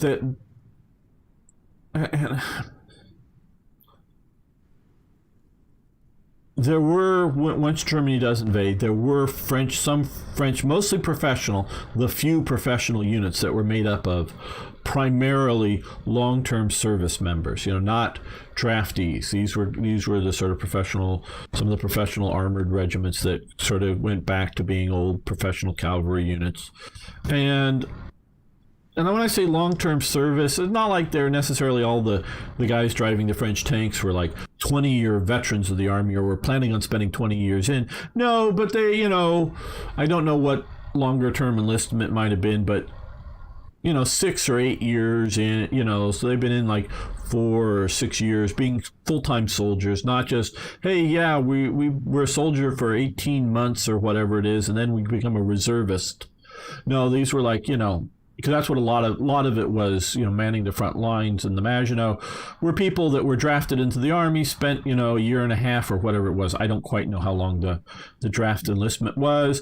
And then you go to your reservist unit that could be called up in time of emergency, but otherwise you weren't professionals. There were professional units that they fought really hard, but they were just a drop in the bucket compared to the overall French army. So you have this really fractured society. Now that's only half, and we'll get to some of the other stuff, but that's half of the reason why France fails. Because France did not stand up against the Germans when they kicked the last of the French out of the Saarland. They did not in 1935. They did not stand up against the Germans when they remilitarized the Rhineland. They did not stand up against the Germans when they officially announced the Luftwaffe, though there were precursor elements that were more or less the Luftwaffe in disguise. They didn't cry, you violated the Treaty of Versailles, charge, our tanks are going across your border, or whatever, for the Luftwaffe. They didn't, before this time, when Germany, Hitler, the Nazis, whatever you want to call it, cancels the provisions of the Versailles Treaty that gave special ports to, I think here and here mainly, to Czechoslovakia so that they could, import, export things up and down these rivers without going through German customs. They would be, sealed in either sealed barges or sealed train cars. So they would show up unloaded from a ship. Germans, they could look over the fence or something, but can't see inside of the crate or whatever it might be. Could be loaded into a special dockyards and then sealed up, whether they're coming up barges up the river and or trains, sealed up inside the area, and the Germans can't open them, and so they come and can't tax them, can't regulate them, and going in or out of Czechoslovakia, or coming in or out. So it was Czechoslovakia's ability to trade with the rest of the world. Once they canceled that, and I think that happened in 1936 or 1937. It was definitely before the Munich conference that Hitler cancels that provision of the Versailles Treaty. You break the treaty. What does that mean when you break a treaty? Oh, you're at war now, if you want. And so because France is too fractured, now some elements is step by step, little bit by little bit by little bit. And it doesn't seem so important. Like I recently was watching the thing and I knew about it. When China occupies one of these little atolls out here that the Philippines claimed and the Chinese claimed, they had a little conference. The U.S. brokered it, said, okay, well,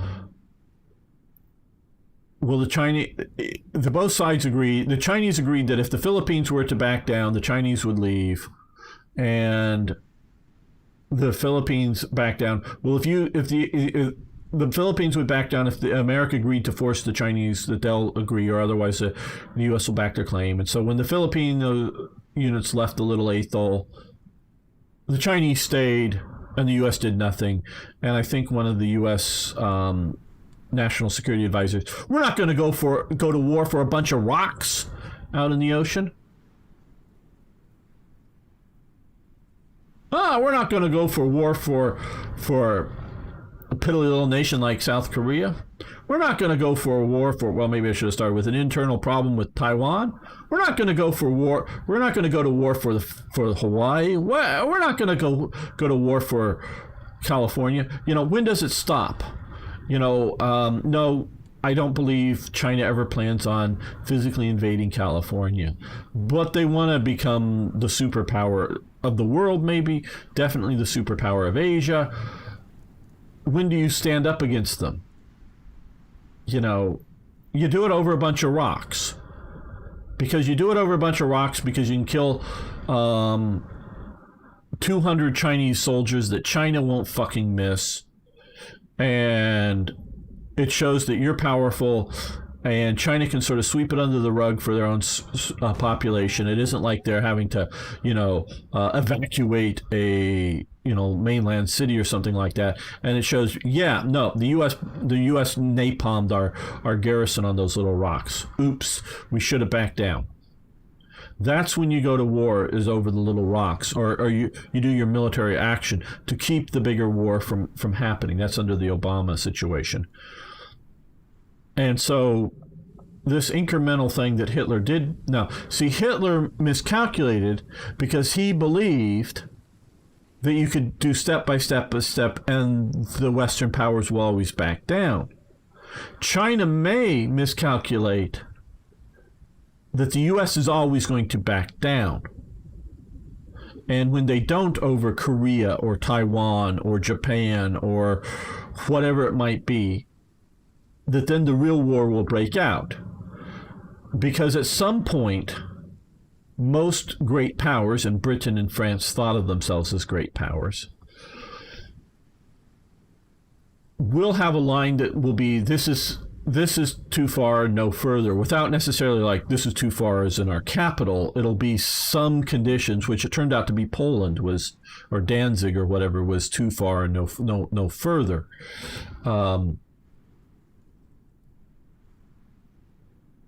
But because you did not have a consensus on what it meant to be French, you didn't have this war support. And I like, it used to be a national unity in the game, and that's gone. That's fine, because you now have these two elements that are two elements of national unity. Stability, okay, that's part of the national unity, how unified you are, how stable you are.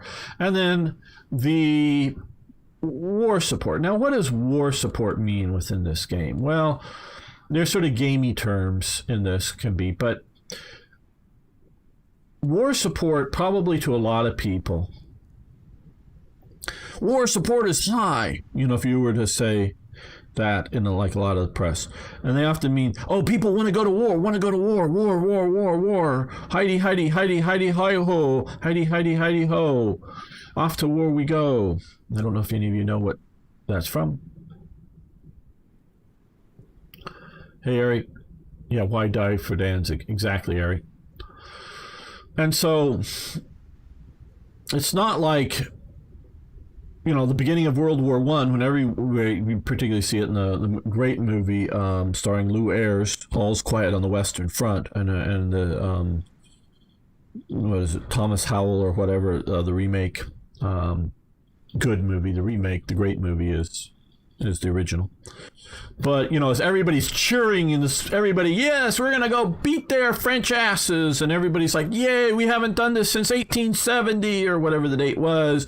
And it's now 1914. It's been 40 years since we fought the French. We want to do it again. That's not necessarily what war support really means. Okay? What war support really means, and whether depends on the way the game developers and modders use it, but really means is the idea of, this is our policy, these are our goals, and we are willing to fight for them. Okay? That's what it means. Now, it can mean Lebensraum for the Germans, living room for the Germans, and we'll fight for that. We're going to go east and conquer. It can mean that, because that's the national policy of National Socialist Germany. But it can be sort of like the U.S. One of the national policies of the U.S. is freedom of navigation of the seas. Now, the U.S. recognizes whether it's the 12 or 24-mile limit out into the ocean. I think it's 24 is what the U.S. currently recognizes. And then they also recognize economic zones out in the oceans, meaning like oil wells or fishing rights. But the U.S. will not recognize France saying, oh, well, we want 50 miles out into the ocean. They're going to, no, we can sail our ship up to 24 miles, or I think it is 24 miles, next to your coast. We don't have to ask your permission. And you can have oil wells out here and claim that no one else can drill oil out here. That's fine. And you can say only French people can fish in this area. That's fine. We're not going to argue over that. But our ships and anybody else's can sail around here. You can't claim like this section, this sort of triangle section of ocean between Corsica and the mainland of France and go, yeah, Italian ships have to go all the way around here to get to Spain. No. The U.S. says the ships get to go from Italy to Spain, in a more or less direct fashion. And when it's closer than 24 miles, screw you. We get to go through. I mean, not necessarily through your canal, because it's your canal, but the ocean. We get to go through Gibraltar. Whether it's like controlled by Morocco or Spain on the south side, like it is sort of here, or in Britain on the north, or if it's all controlled by Spain or whatever it might be, we get to come through here. You can't tell us no, and you can't tell anybody else no. I mean, we're worried about ourselves mostly, but we want freedom of navigation of seas. That is a core, fundamental policy of the United States. Okay? That is what it is. And so the U.S., I think, is still willing to fight for that. And so, yeah, well, they weren't willing to fight. They weren't willing to keep their other treaty obligation of protecting Ukraine when the Soviet, or the Russians, I should say, took Ukraine, or took Crimea from the Ukrainians. And yeah, the Russians made a bridge across here, and that sort of does block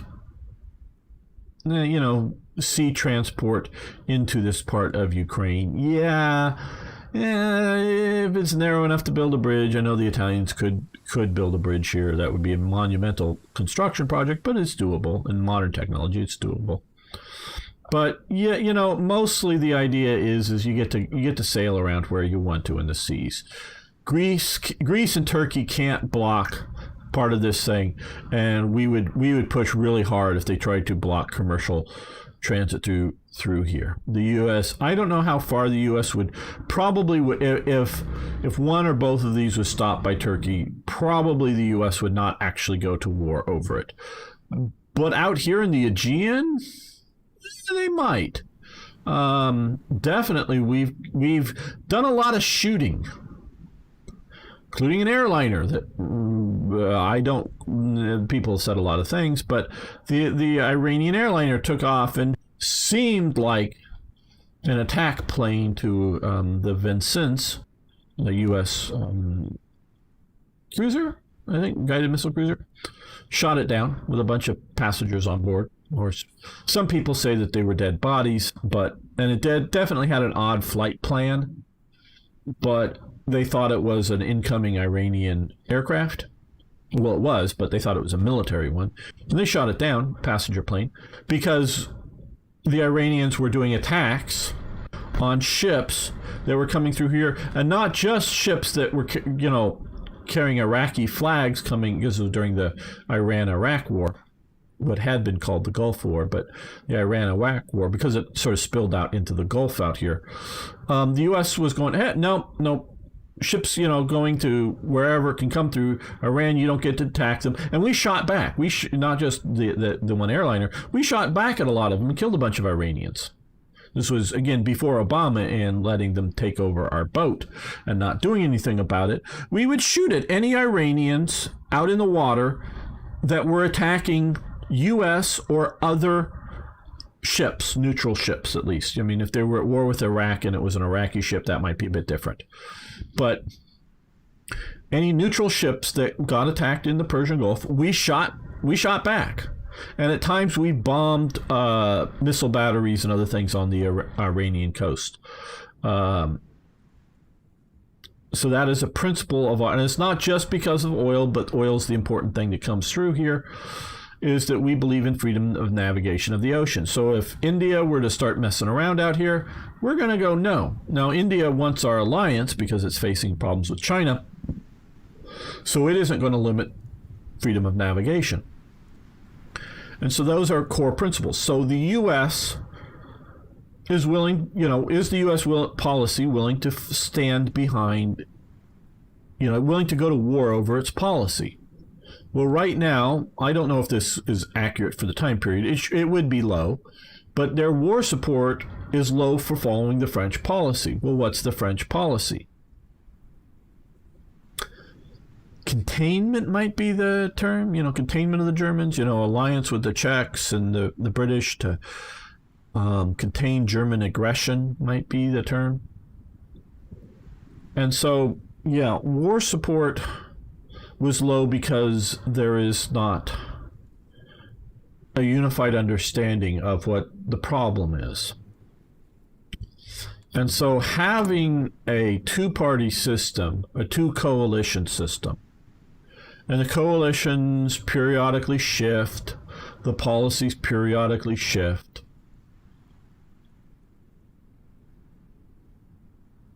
and so sometimes people jump from, in the U.S., from Democrat to Republican because of some policy shift. Some company that wants to import stuff from other countries might have been on the Republican side because they were for free trades and union busting. And now that Trump is going, hey, no cheap imports from China or whatever, they might go, well, can we still import from Germany? Well, yeah. Oh, okay. Well, we support you. Or no, we want to import from China. So then they switch, some company switch to supporting the Democrats instead of the Republicans, because Republicans are now anti-trade with China and the Democrats are pro-trade with China, and sleeping with them too if they're spies. Only if they're spies. But yeah. So the Democrats are pro-China, so you get these sometimes shifts, but you have this general consensus, and it works better than a fractured system. Hey, thanks for following the channel. Do appreciate it. Of course, you can also subscribe over on YouTube. That's gamer_1745 on YouTube. So you have this sort of fractured system, and so a proportional system might be good in the idea that you can get the party that close, because no one's 100%, but party that closest aligns to your political viewpoints, and you can vote for them. But that just leads to fracturing of societies. You need to build a coalition. Hey, thanks. Thanks so much for following again. You need to build a coalition, a consensus of what it means to be, fill in the blank, French, American, Canadian, Russian. Sometimes these labels have a particular ethnicity, French, Russian. Sometimes Canadian and American. You can be just as much American and be Chinese descent as you are British descent. But I don't know if you're living in Czechoslovakia, if you can or in Czechia now, if you can be just as much Czech if you're Chinese descent, even if you're born and raised in Czechia. I don't know, because your racial and ethnic identities might be enough that you only be part Czech if you're born there or something. I'm not talking whether you have a passport from the nation. I'm talking whether you're, identified as part of this, because I know most Westerners don't want to accept this, but you can move to Japan. I don't think it's, for 99.99% of the people, it is not practical to become a Japanese citizen. They're just not allowing you to do that. Thanks, Arno. You can move there. You can even become a permanent resident there. I know of people who've done it. Maybe not forever resident, because they may eventually move back to their home country, but a long-term resident in Japan and China. Yeah, now they're getting more and more anti-foreign, but you could never before even that. You couldn't become Chinese citizens. You can't. A foreigner cannot own land in China. One YouTuber who married a Chinese woman and bought a house there to sort of appease the family of his, wife. He couldn't buy the house. I mean, it was his wife that bought the house, bought the property, who was the Chinese citizen. I mean, he paid for it, but it was her owning it because he couldn't own it because he was a foreigner. He actually sort of uses Luai 85, which is sort of foreigner in China, Chinese. So, you can't become, a Chinese American might be able to move back to China and become Chinese. But a non-Chinese person can't move to China and become Chinese. You might go there, become a Chinese fanboy or fangirl and learn Chinese and act all Chinese, but you'll never be Chinese and you're never going to be allowed to be a citizen of China. Just ain't going to happen. Again, for 99.999%, there's probably going to be some exception out there that that will get through, but it'll be such the rare exception, either because he's super rich or he or she is, I don't know what, but you're basically not going to become Chinese or Japanese as in citizen, as in have the people accept you as one of them. So sometimes national identity is also ethnic or racial identities, but not always, like America or Canadian or Brazilian. Actually, Peru. Peru had a Japanese descent prime minister or president, or I forget which one it was, prime minister or president, for a few years, because there's a Japanese community that long ago had moved in mostly before World War II, had immigrated there, and the Peruvians have accepted this small group, but this one political leader becomes president of Peru. And he was born, his parents were born and raised in Peru. He was born and raised in Peru. So they accepted him being a Peruvian and whatnot, and not just as some incoming foreigner. So in the Americas, you're much more likely to be accepted than other places. Well, I think that's where we're going to end this episode. We'll get to the Munich conference next time, because we are going to have another branching off of either war or no war. So we will see how this goes next time. We will probably be at war with Germany. So thanks so much. Okay, guys, let me save this here.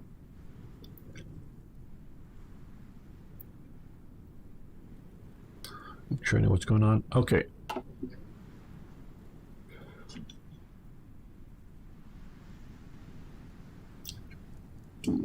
Make a defensive line along the Rhine River to the Netherlands if prepared. Yeah, that's sort of what I'm going to see about doing, and see if I can push beyond that. Well, I'm not going anywhere, Boris. I'm going to make another episode right now, but I'm going to go to the toilet, and I'll be right back, and we will continue. That was just ending of an episode for later, so I'll be right back.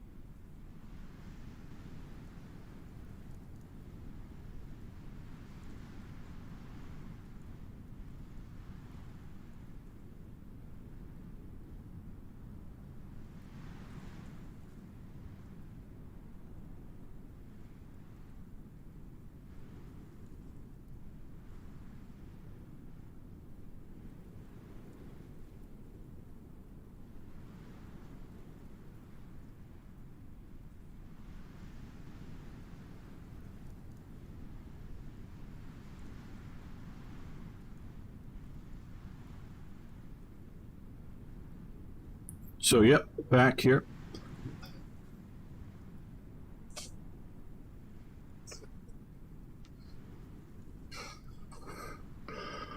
I just wanted to sort of separate out what we're doing here with Czechoslovakia here. Okay.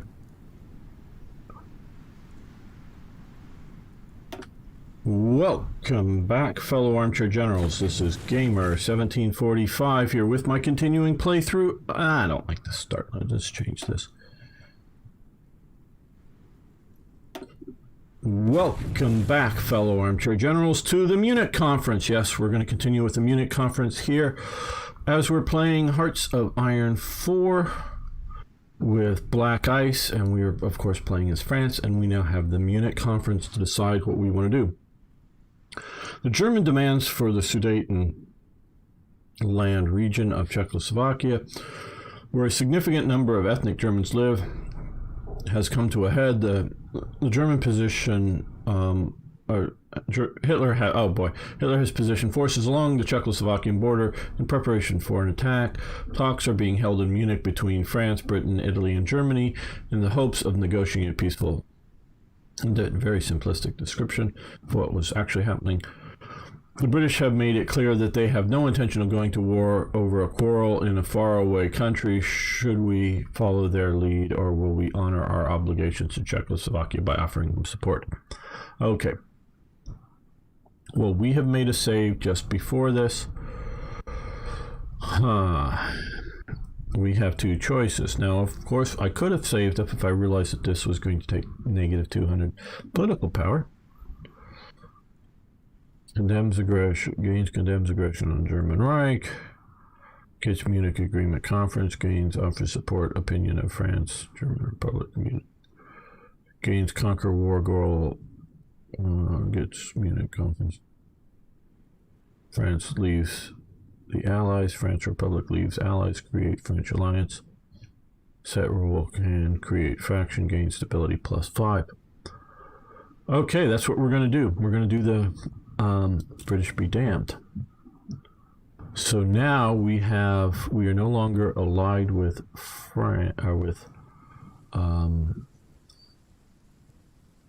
England, and now we're allied with Czechoslovakia.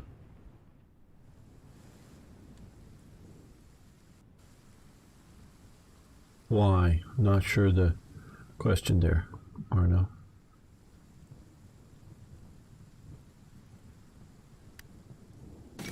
Let's slow this down. Let's slow this way down here. Sudeten crisis. The free world is depending upon us.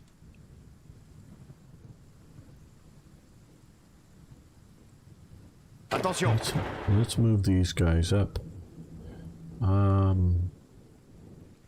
We are going to push up, like Arno is suggesting, and get the Rhine River. Hold there. Why defend the Czechs?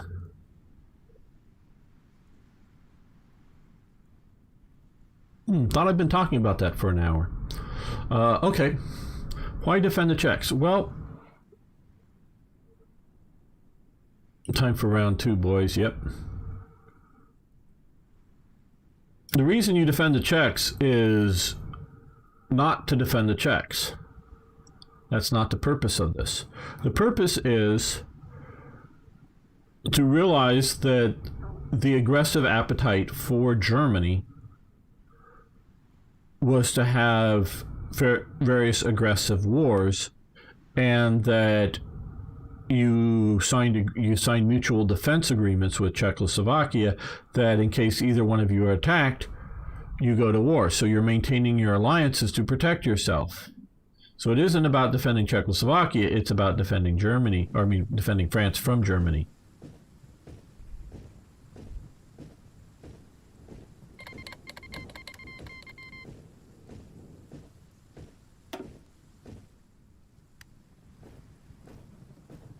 Okay, Arno. Gardez vos rangs. Bougez-vous.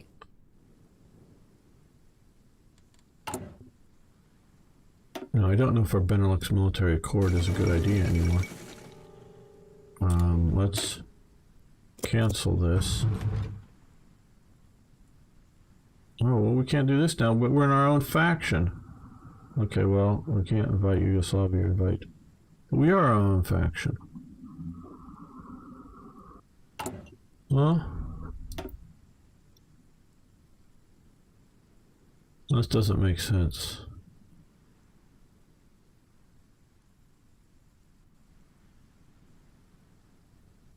Fort Bloom. I don't know.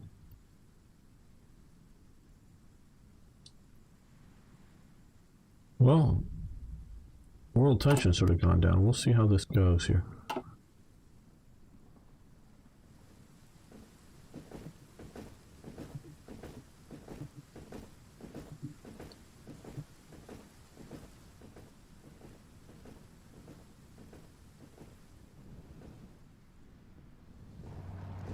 Okay, the Czechs are looking like they're giving up trying to defend from Polish attack to getting better ready to defend from German, it looks like.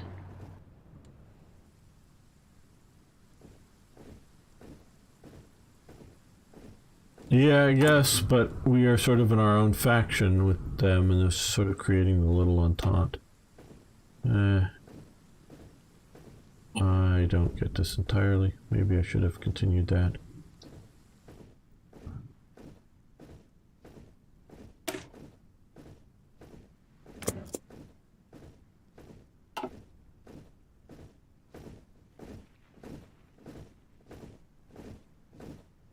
Okay, speed this up a little bit. I thought they might be going to war with Czechoslovakia.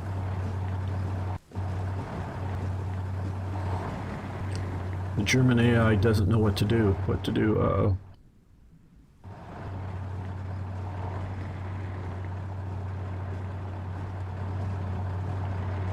Oh, just for those watching, I'm also planning on going back to that point and playing it and accepting the Munich agreement as well. So we're going to do both.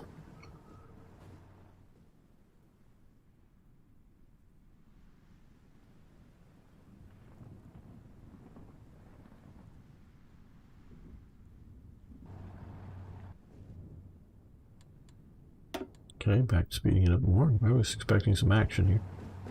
Germany may be making plans and getting ready to... But we're not getting a justifying on an ally notice, so... What is... Oh, unknown focus. Okay. Well...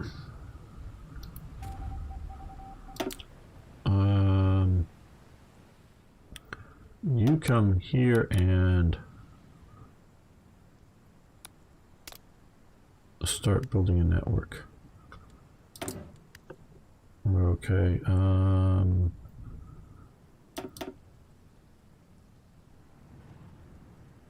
aircraft designer, we're still in 38.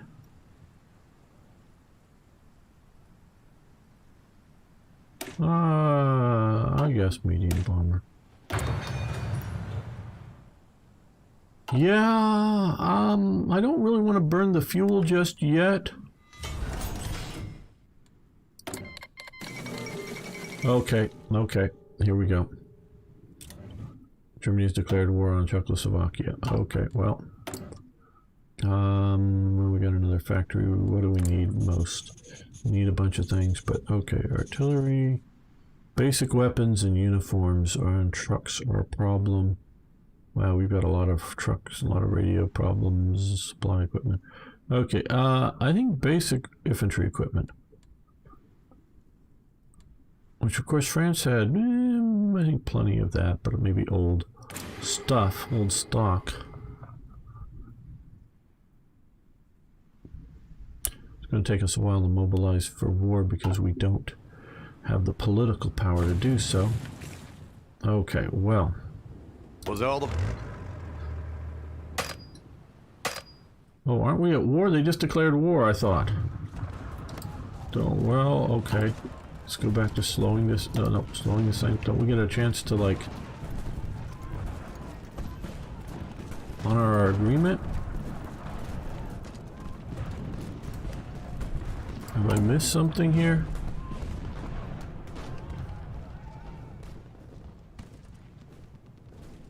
Or is this just effed up?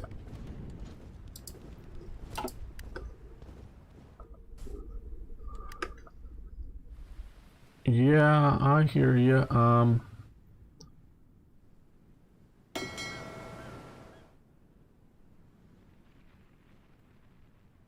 Okay, let's select this. Create a new task force. Let's grab coastal submarines. And... well, I don't know. We're not going to go to war with Italy, it looks like. So let's send you guys up over to here.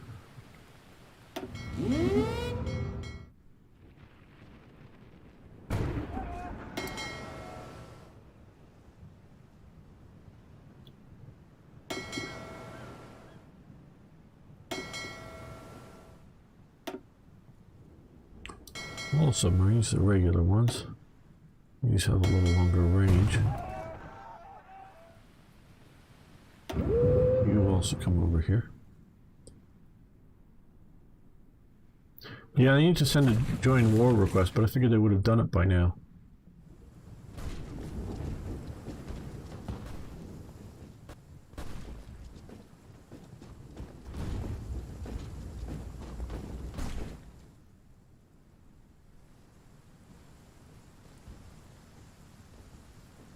I really want it, because unfortunately they've lost their can't occupy this border region, and I wanted to dash in there before they could come in.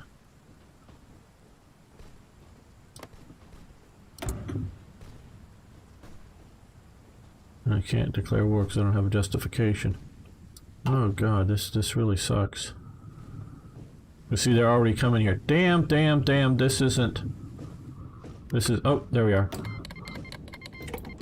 Okay, here we go. Here we go, okay. Before they can do too much, let's just attack them with forces here. Okay, you come in and block here. Yeah, we'll get all the air force and whatnot. See if you can move up along here, because I wanted to get to this border before they could get there. At all, let alone...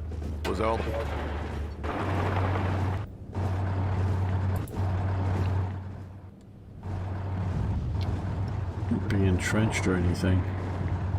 Okay,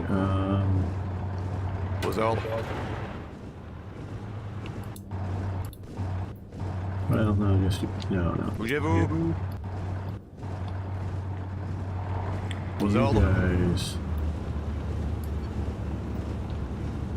there. You guys just come to there.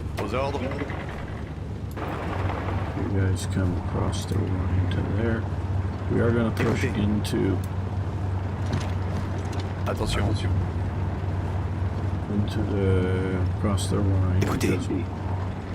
We should... see, how do they have fortresses here? How do they have fortresses here? They had no militarization of the Rhineland. That sucks. But maybe we can use the fortresses. Hey, Darren. How you doing? We're going to war with the Germans in 1938.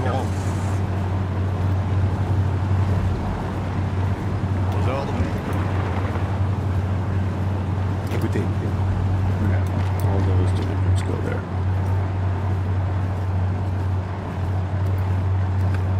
We should be putting our air operational. Okay. Yes. These are heavy bombers. No, I don't want those. These guys.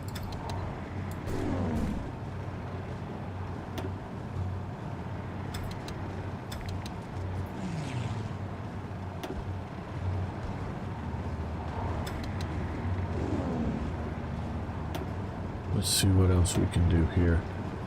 Okay, medium bombers.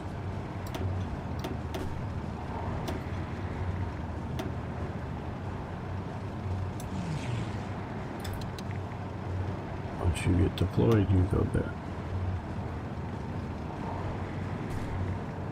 Light bombers. Let's do all of them.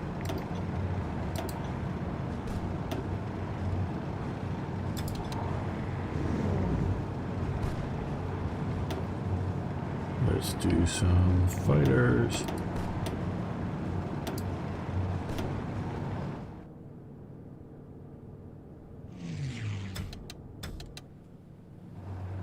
Okay, back here, these guys, well, you maybe come up to here and operate there. You guys, let's see.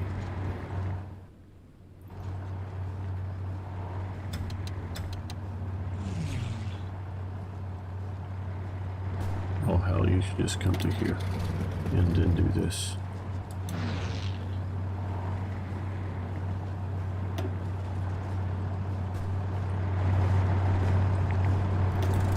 You come to here and then come up here and go after that, so you're better coveraged.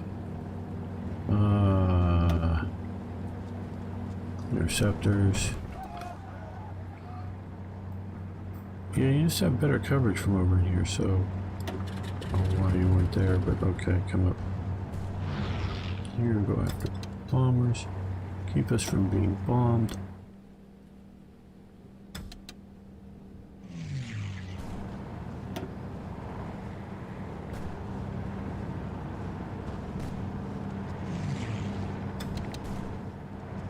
Okay.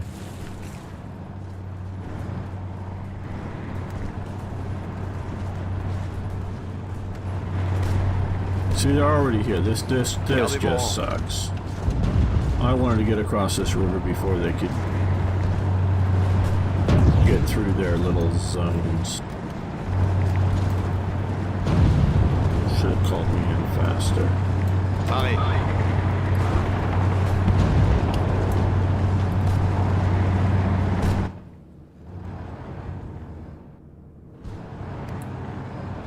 Shouldn't have any fortification. That is wrong. Paris. Wrong. Paris.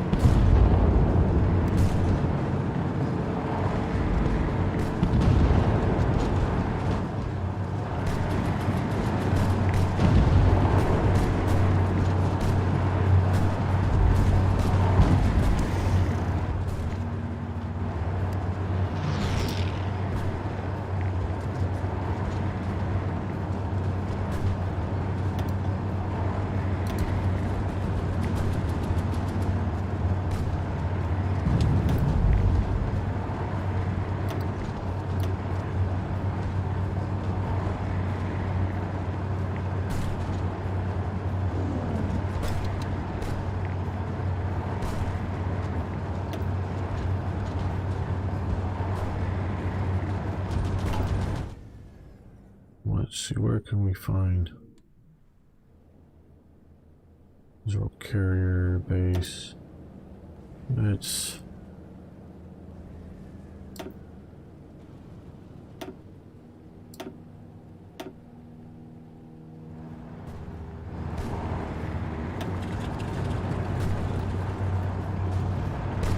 once you get there, come here and tactical bomb.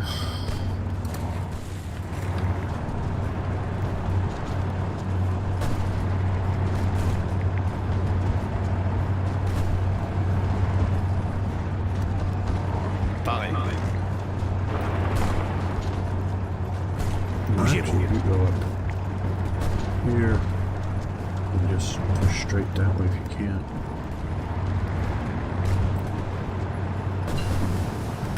Oh, better recon equipment, but I don't really care because I just want recon equipment. Any recon equipment. Okay, we are still in 38.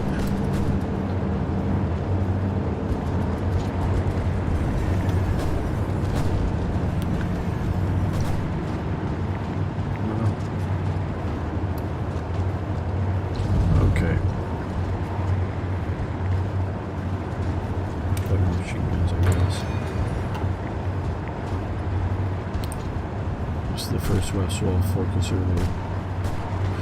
No, Darren. What happened was, I don't know if you were here. We did not we did not allow occupation of the Rhineland, so they did not have any ability to do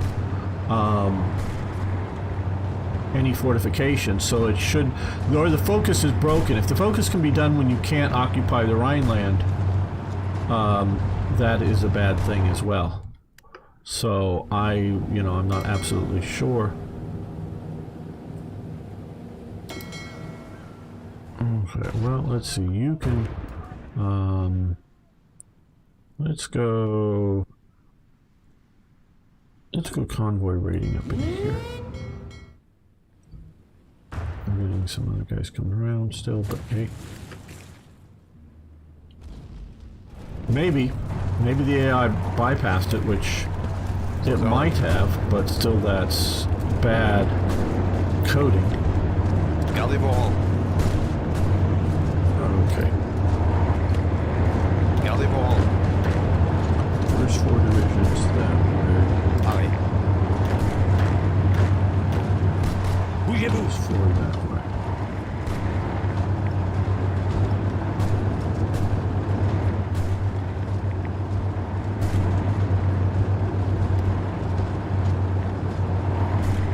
Well, they shouldn't magically appear fortresses. That's just wrong. Aux ordres.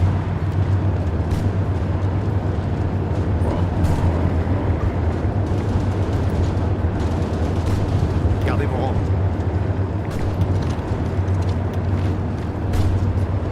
Pareil.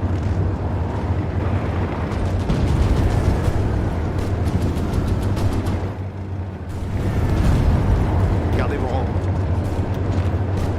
Support that attack.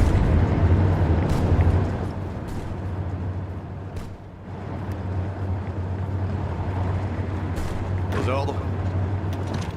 You support that attack. Aux ordres.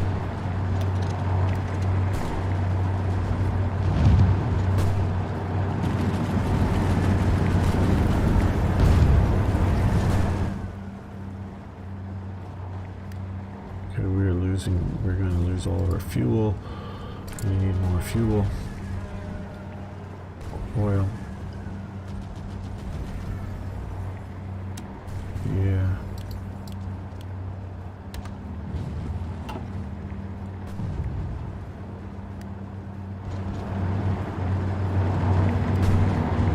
Gardez vos rangs.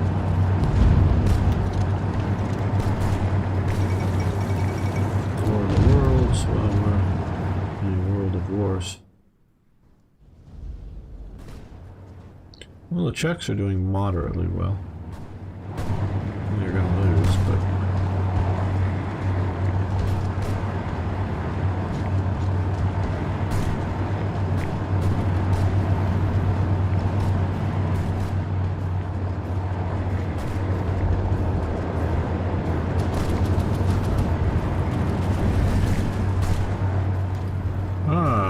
Yes, you can join the war.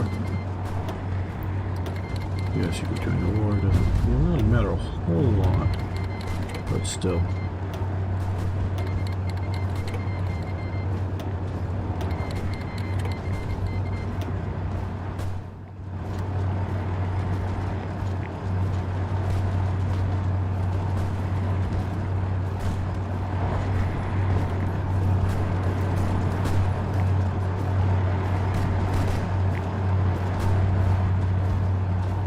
Across the line too fast.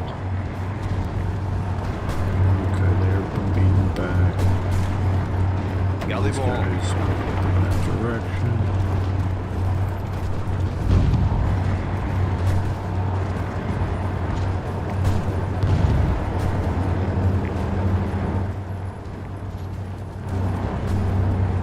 Pareil.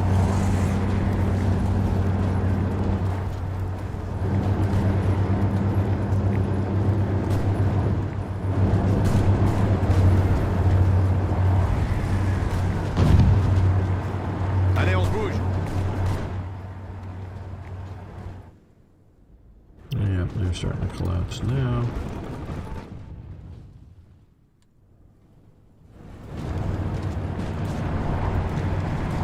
Pareil. Okay, well, you strike there. Écoutez.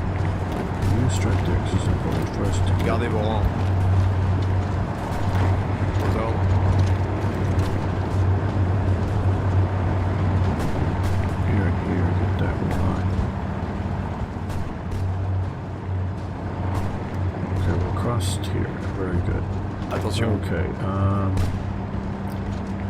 Bougez-vous. Gardez vos rangs. Support from there. and Attention. You support from there.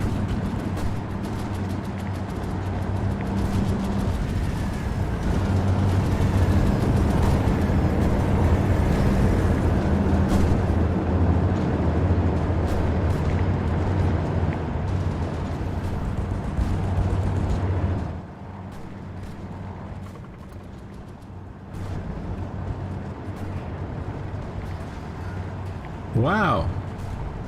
Wow, Ari. You've been around a long time. Thanks so much for watching so many videos. And for being a good Attention. friend, too. Okay, let me support that attack. I think. Attention. You join that attack.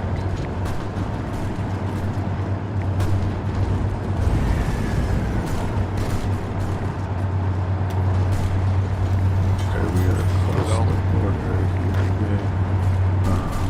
You can support that Attention. attack. And you can support that attack.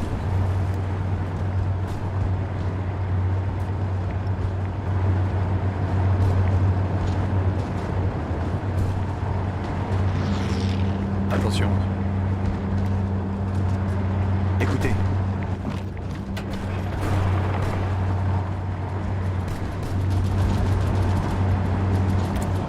Ah, free military factories, very nice. Don't give a crap right now. Very basic infantry, but it's just that which is demanding most of us. We're gonna 10 civilian factories.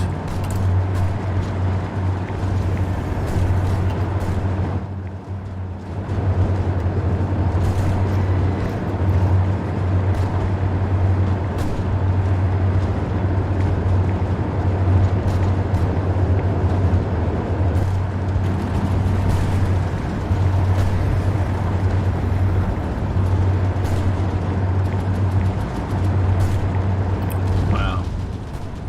Mario's been around a long time too. Time flies, doesn't it, guys? Lisez bien. We got a lot of reserve units that are very vigilant to the action. They're only fighting single movement. Attention. Okay, you're across the river. Bougez-vous. Well, I don't know if I should push or not. Let's support that. Écoutez.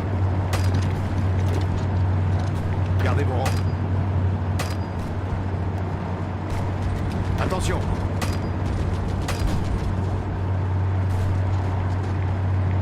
Attention.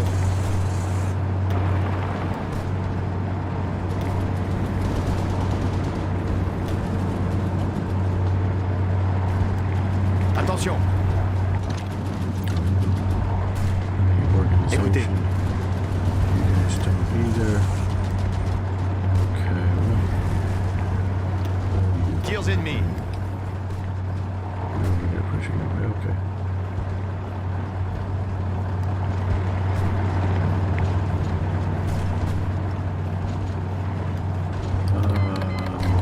Yes, we can use that. We can use that. We can use that. We can even use that. Very good. Our allies are coming through to help us with some supply requirements.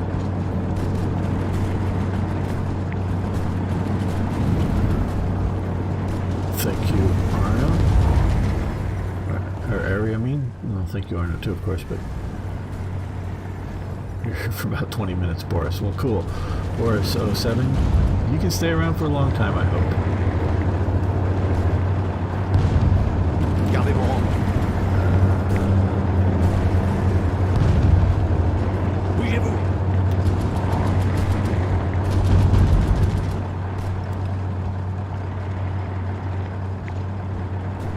Okay, well. Attention.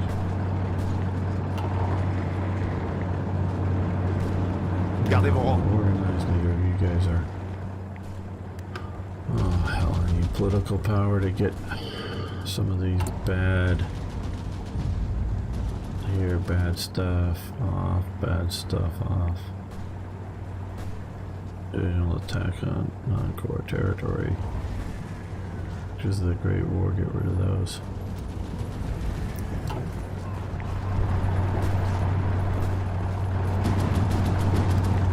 Écoutez. Oh man, come on guys. There's one freaking Attention. division. Bougez-vous. Bougez-vous. Écoutez. Aux ordres. Gardez vos rangs. Arrêt.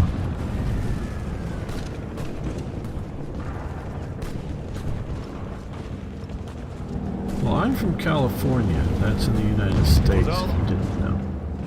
You know, it sounds to leave me ridiculous sort of saying that, but yeah. Okay, you don't have any fortresses, that's why you sort of made it there, maybe faster. Attention.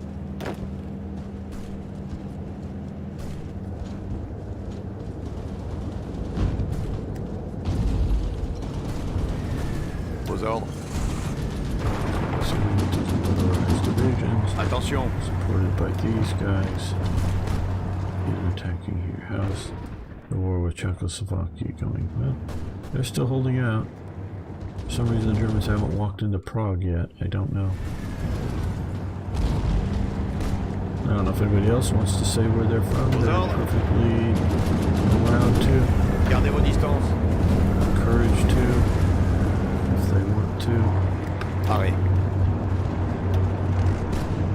Okay. You. Bougez-vous. Nice enough. Get into that fight.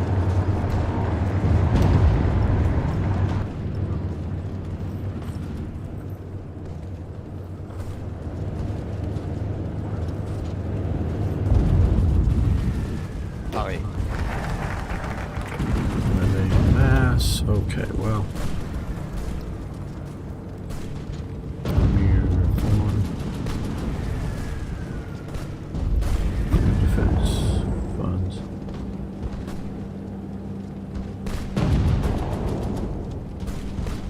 Oh, rearmament.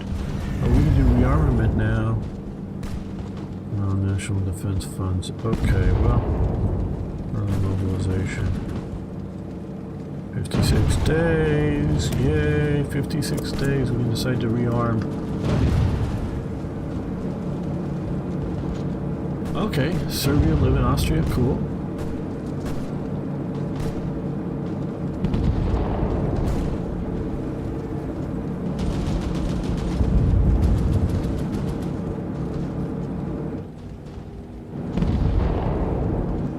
Aux ordres.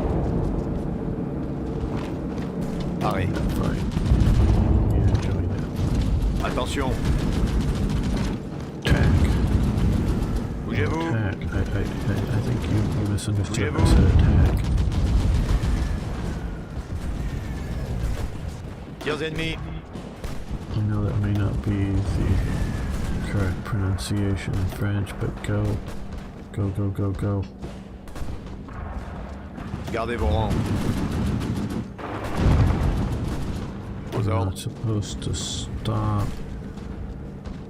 Attack, attack, attack. Attention. Because they're going to crush us if we don't. Take this.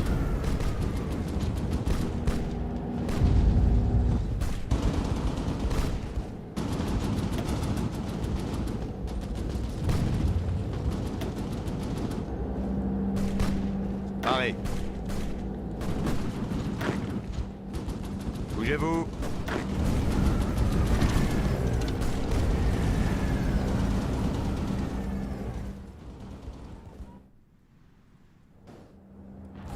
Well, they've taken Prague. Nope. Czechoslovakia has capitulated. That is not good news for us. Because the German army gets to come over here and smash on us for a while.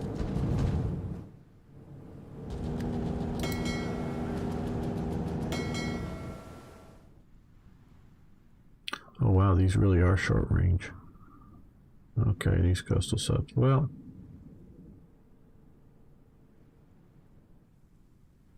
let's... I don't even know if they're worth patrolling. Wow.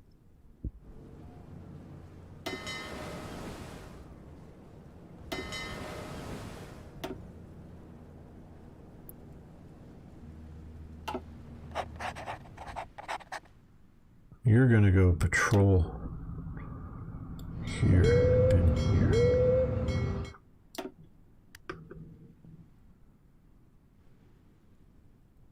Well, yep, we're fighting alone now.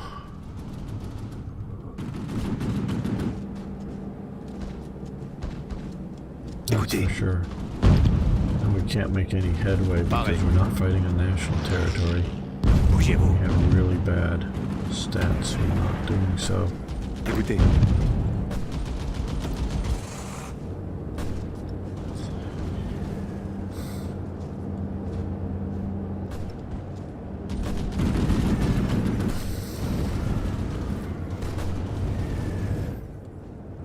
And I really wanted to see if I could move up and hold the Rhine.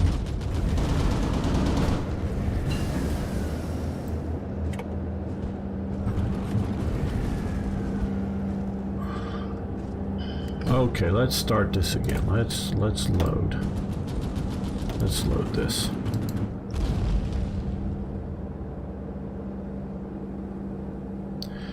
Yeah, well, see, I'm now afraid if I finish the series, you'll go away because hey, yeah, I watched the NSEG and it's over.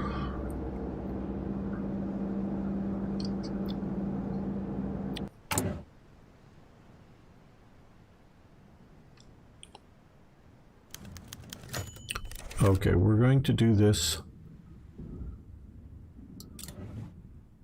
We'll do this again. We have this here. Let's get these guys moving up to here already. These guys moved to there already.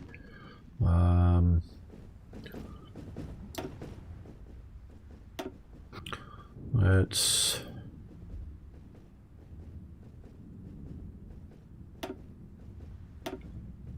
them to there.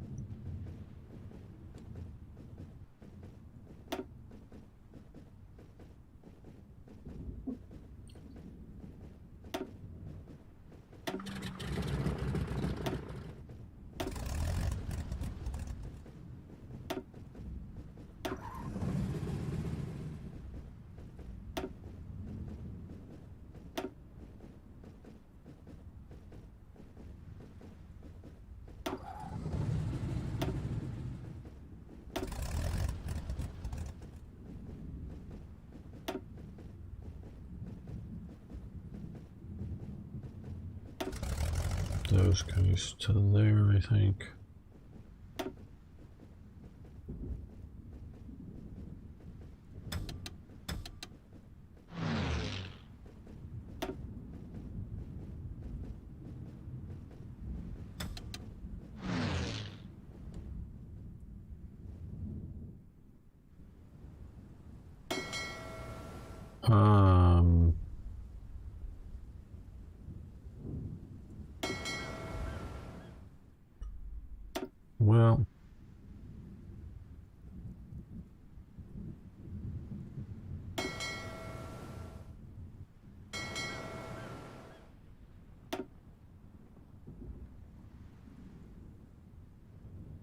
Well, let's get the subs out of this. All submarines, okay.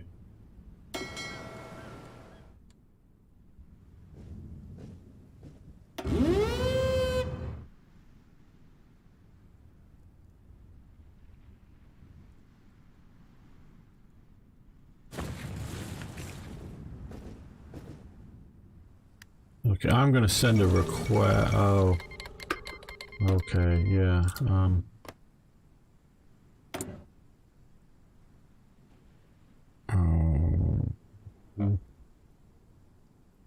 The war hasn't started just yet.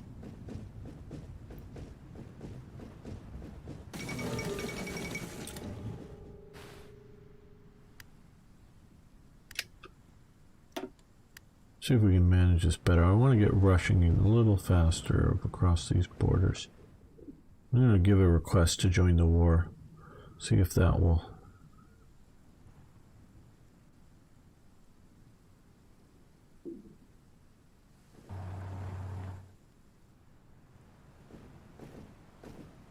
Because if I don't get the Rhine, there's no point in moving out of the Maginot Line. So I'd just be stronger in it. If I can get the Rhine River and hold that, even this bit of it, that would be worth doing it.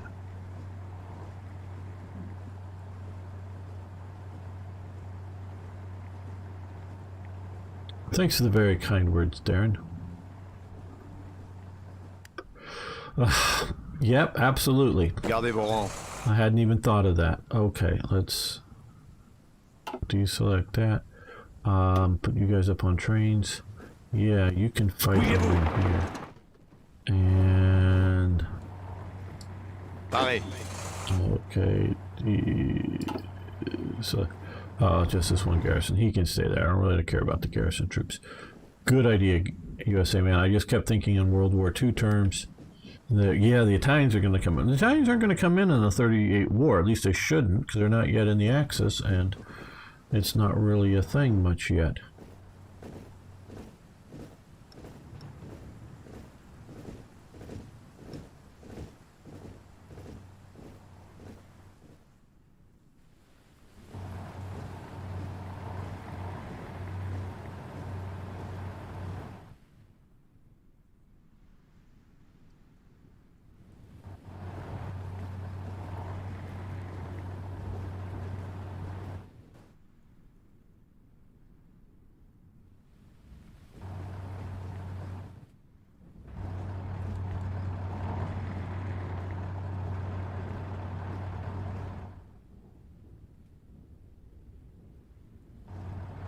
Yeah, they've got that fort there, and they shouldn't. And there they shouldn't, because this is still unmilitarized territory. Now, if they have divisions sitting here and here and here, they should be able to get to the border before I do. But if they're not around here, I should be able to get there faster. Get across that river.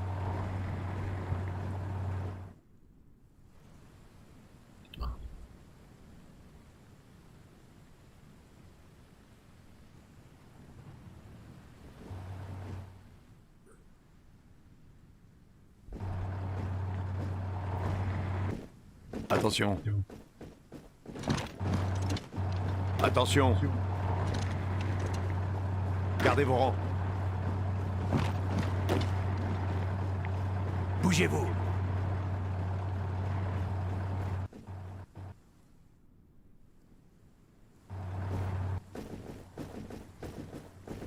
Paré.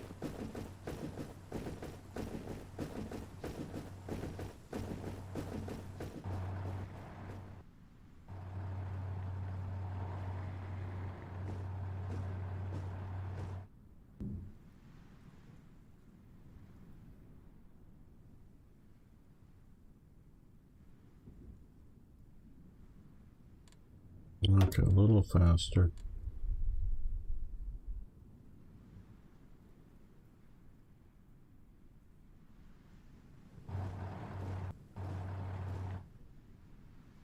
Well, are the Germans going to back down, or just waiting to get everybody into place and then go?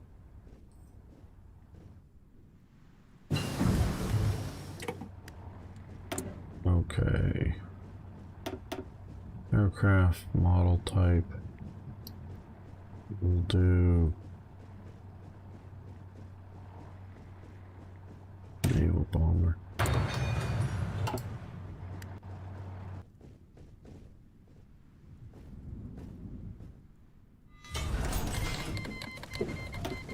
Okay, now what I want to try to do now is join war. They will not accept. Oh, no. Yes, they will not accept. Why will they not accept?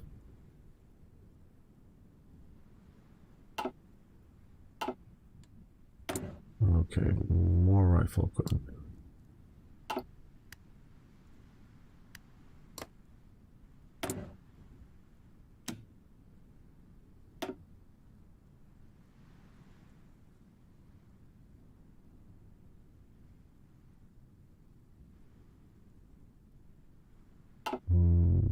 Okay. Let's wait for the new day. Okay. New day. Does that change things? Well, now they'll accept. Okay, good. There we go. That's what we want to do. Okay, now, hopefully now we can get across here Attention. before... Paré. Oh, well, we're not at war yet? Or... Okay. Yeah. Bougez-vous. Cross the border. Cross the border. Aux ordres. Bougez-vous. Attention. Okay, you try to dash to there. Aux ordres. These divisions. Bougez-vous. Motorized. Okay. Just might as well see what we can grab up across there before Gardez vos rangs. it gets Bougez-vous. too Paré. stocked up. Aux ordres. Okay, I think Attention. this will go better. Paré. Écoutez. Attention. Bougez-vous. Let's see through the clouds. Gardez vos rangs. Armor.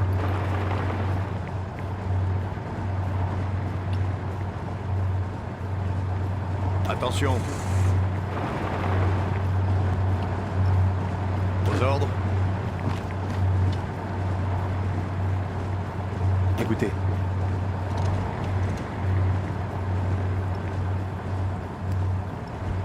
Go, go, go. Well, they've already magically appeared here. Gardez vos rangs.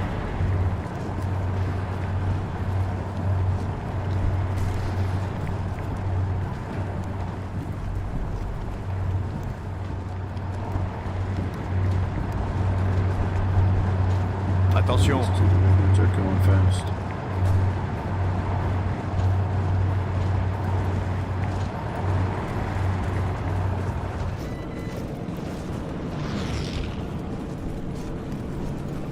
Gardez vos rangs.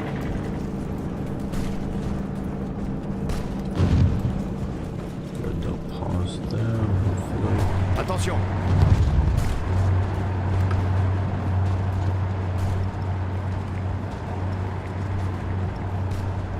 Écoutez.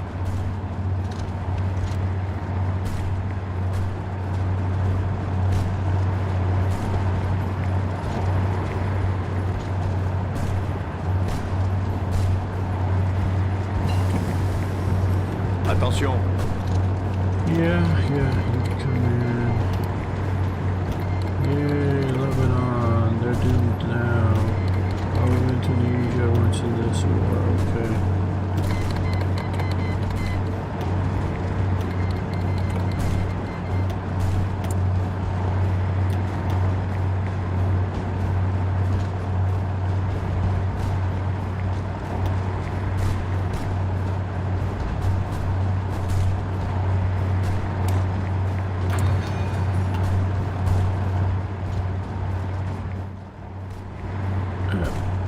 Air Force, you're absolutely right. Thanks. Air Force time. Sorry, I've been remiss.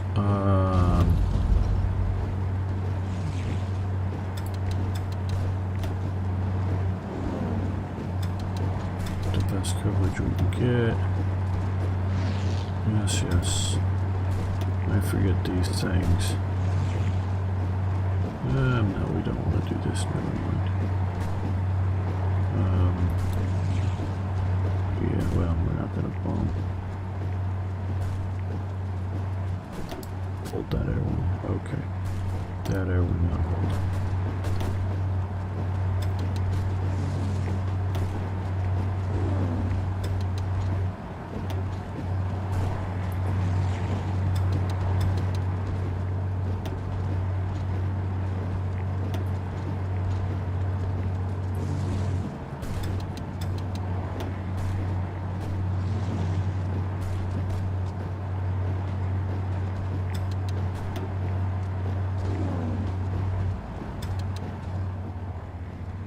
Okay, that should help some.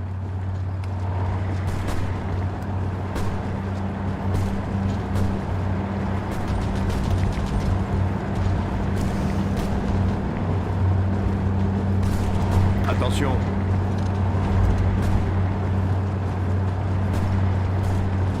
This is not going much better.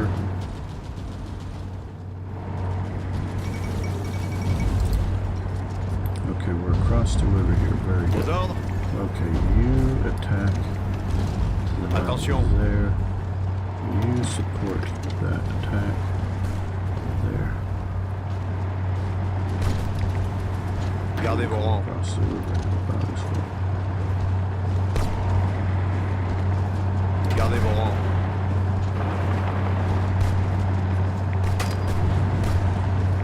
Aux ordres.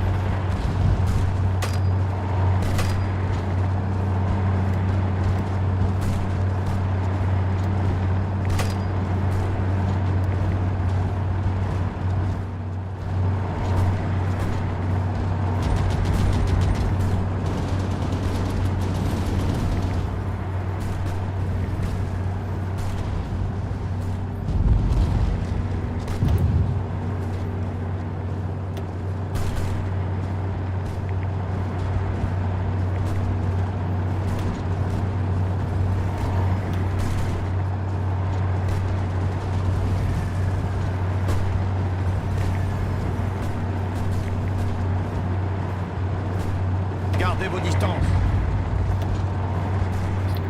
Well,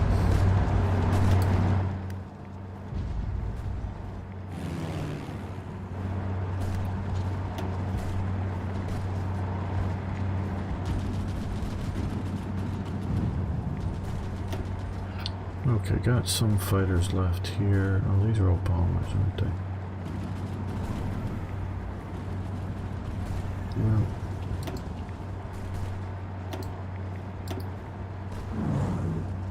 you bomb over there. Yeah.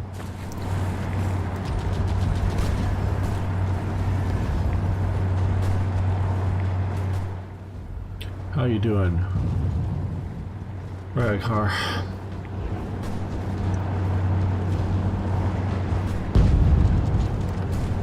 Yeah, they're all retreating back out. Allez. I'm not doing well with this game right now.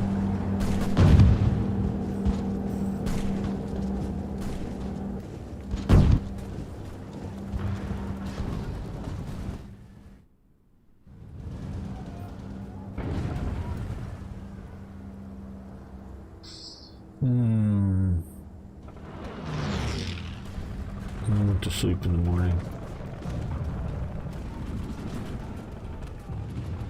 Yeah. Well, Pareil. Aux ordres. Aux ordres. this is not working out well.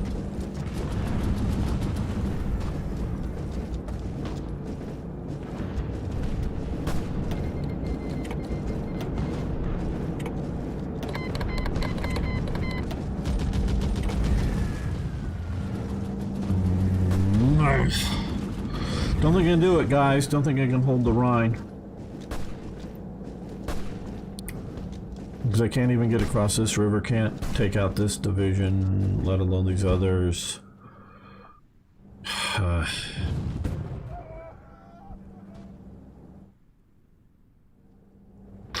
Okay, well, let's load.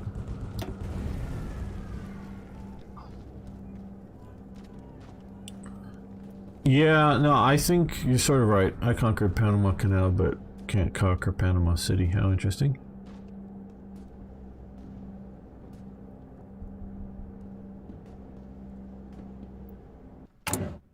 Well, we're trying to honor the defense agreement with Czechoslovakia. Is what we're trying to do. Écoutez.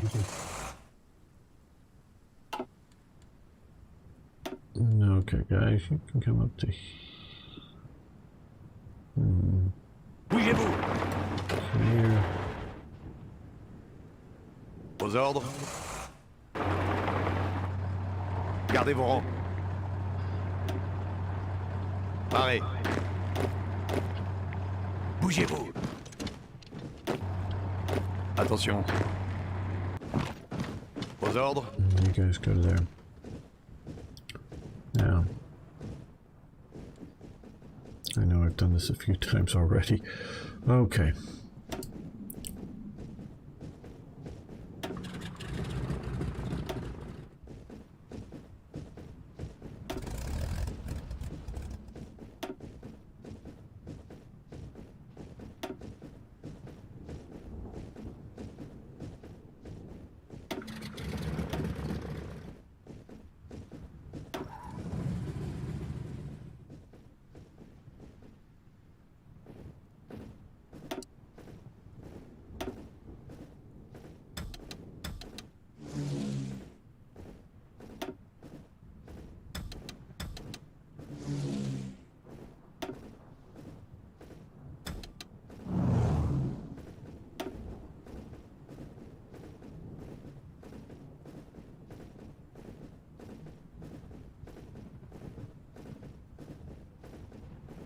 Yeah, I don't have any paras. And of course, I don't have much air power.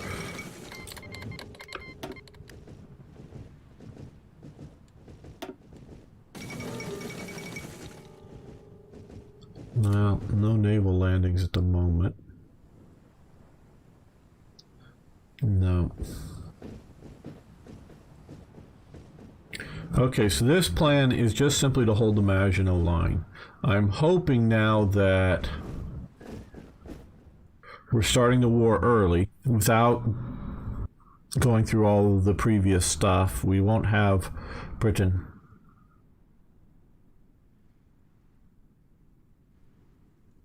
I'm not sure. Why does he? Because they wanted one? Why do they have it Luftwaffe?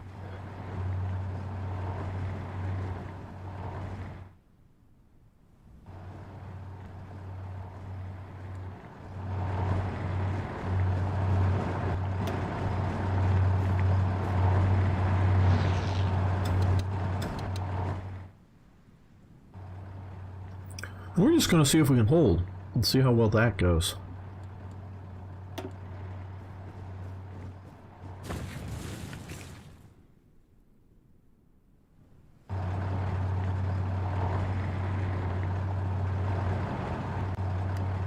Okay, let's Attention. move.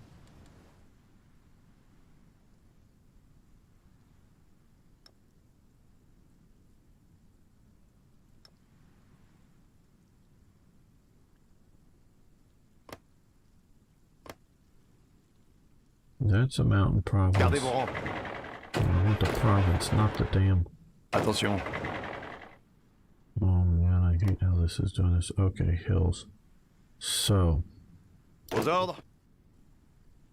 let's move these guys to Gardez here, vos rangs. these guys down to here. Attention.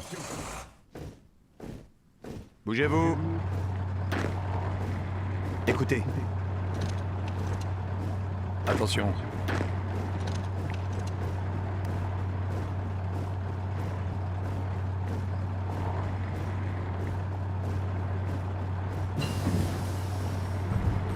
Oh, they weren't allowed to have one by the Treaty of Versailles, but they were breaking the Treaty of Versailles at various times. Different, you know.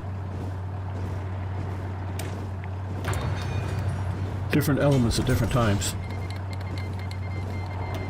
Okay.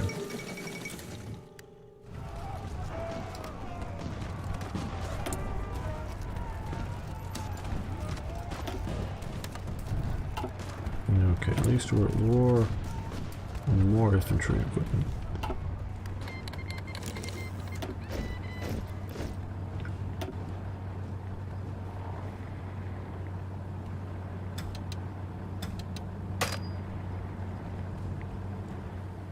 Where are these guys?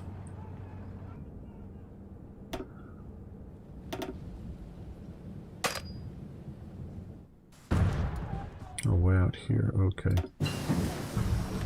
Yeah, don't care about them out there. Yeah, you can join.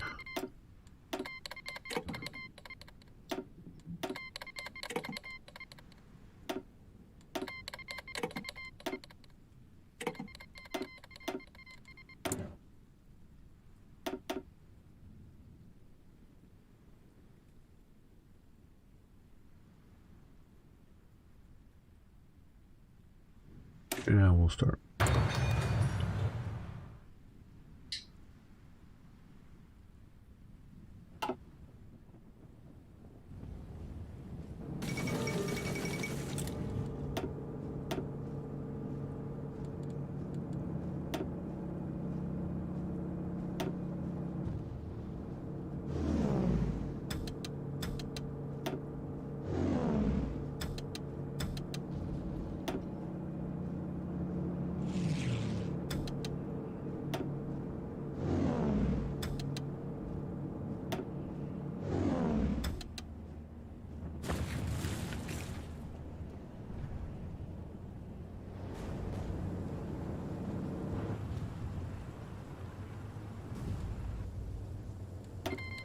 Yes. Yes. Yes. Yes.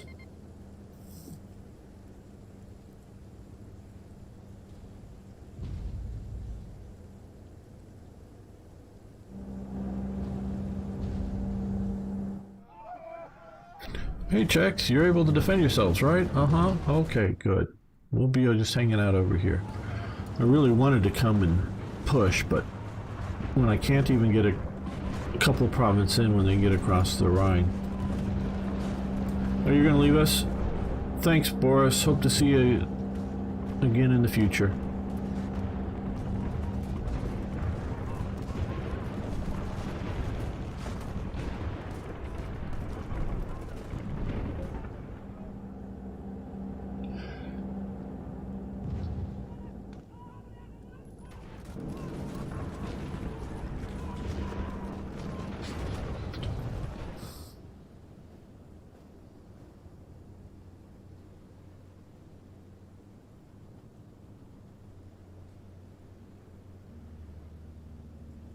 Yeah, no, they should be able to overrun you pretty quick, but I'm sort of joking that defend themselves. They've already lost most of their western territories over here. Now Prague. Yeah, you got us some equipment, yay. Not like all those extra divisions aren't going to be worse. Okay. Increase production. Why aren't we doing that? Oh, well, we no longer get London. That's right, because we're out of the treaty. That sucks. Base stability. Oh, we're very, very low in stability. Okay. Yeah, we're not going to mess with stability.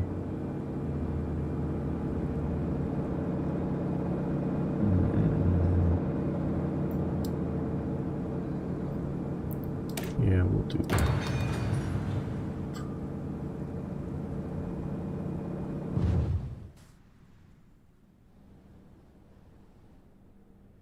Yeah, no, they lost everything now.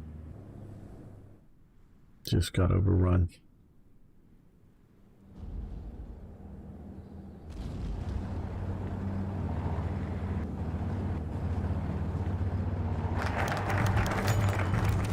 Okay, Britain. Gladly we will. Britain approves of our efforts and has accepted an invitation to the alliance. Okay, well, I don't know if we wanted to do that now, but okay.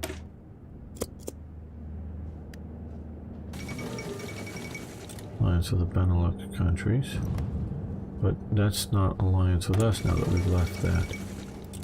Oh, this is.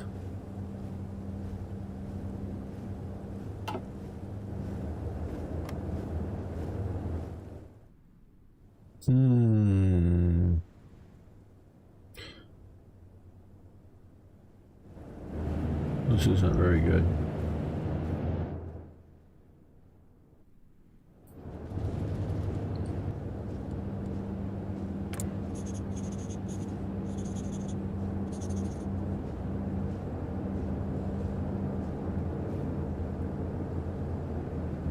aren't even producing any radio equipment.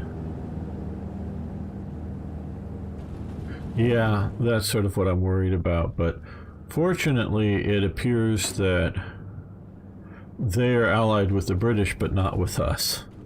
So, yay.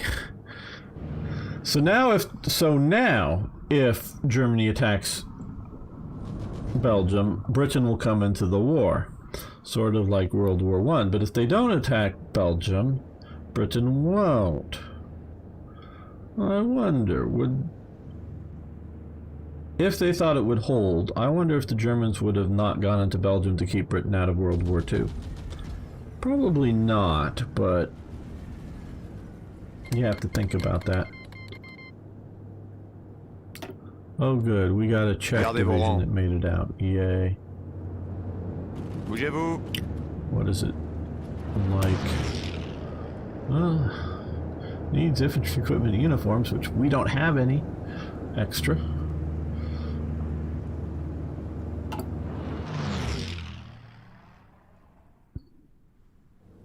Well, if Italy gets involved, they'll walk across the border because we don't have any defenses down there. But you see, remember, in 1938, the Axis really hadn't formed yet. They were working on it. But they really hadn't formed yet. And so, yeah.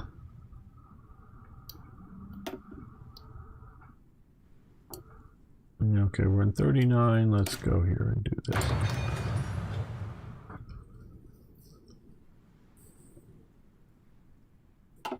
So Mussolini just gets to hang out. He hasn't even gone after Albania yet or anything like that.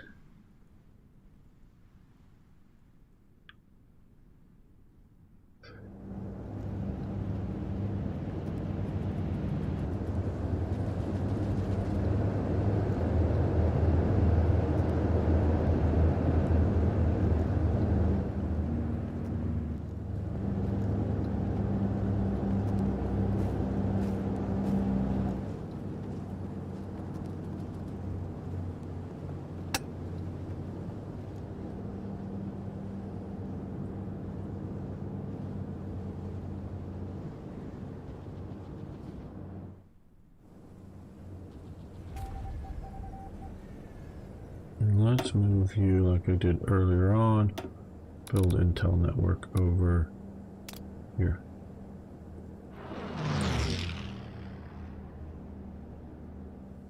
Yeah, I don't have any. Oh, well, no, I do have 2 divisions down here. Aux ordres. Yeah, I don't know if they're hardly any use. Let's just see what happens here. Ochka's 35, right? Restrictions on Bulgaria lifted. Okay.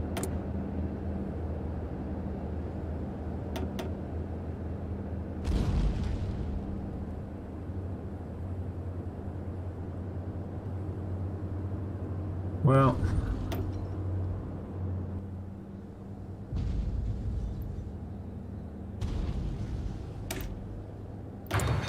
let's improve our armor.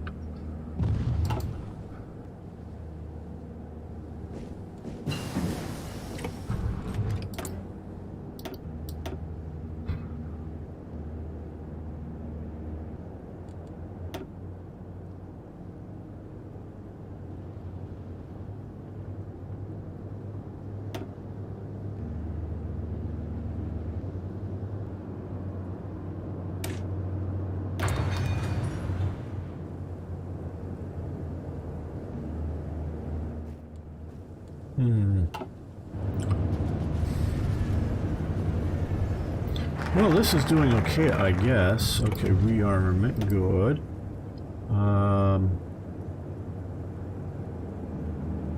We're getting back to positive political power, which is nice. Okay. Defense funds, but 3% down. We're losing that at war, right? And we've got that. Okay.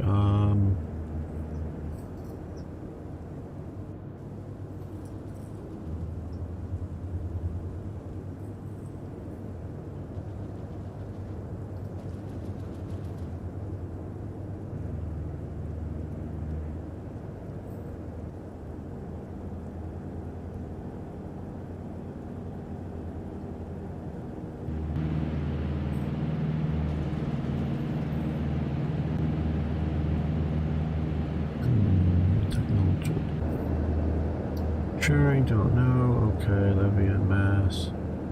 Infantry weapons. Oh, that's nice, but I don't think it's as essential. Let's do that.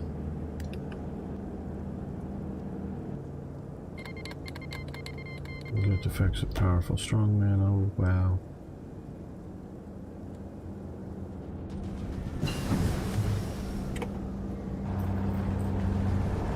Ah, the USA wants to lend. Wow, wow. 215 Springfield rifles, 20 equipment, 11 recon equipment, 2 Studebaker troop trucks on a monthly basis. Okay.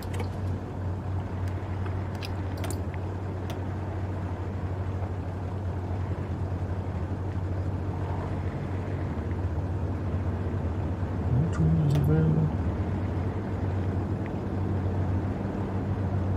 This one that they're showing we can't do anymore? Okay, well.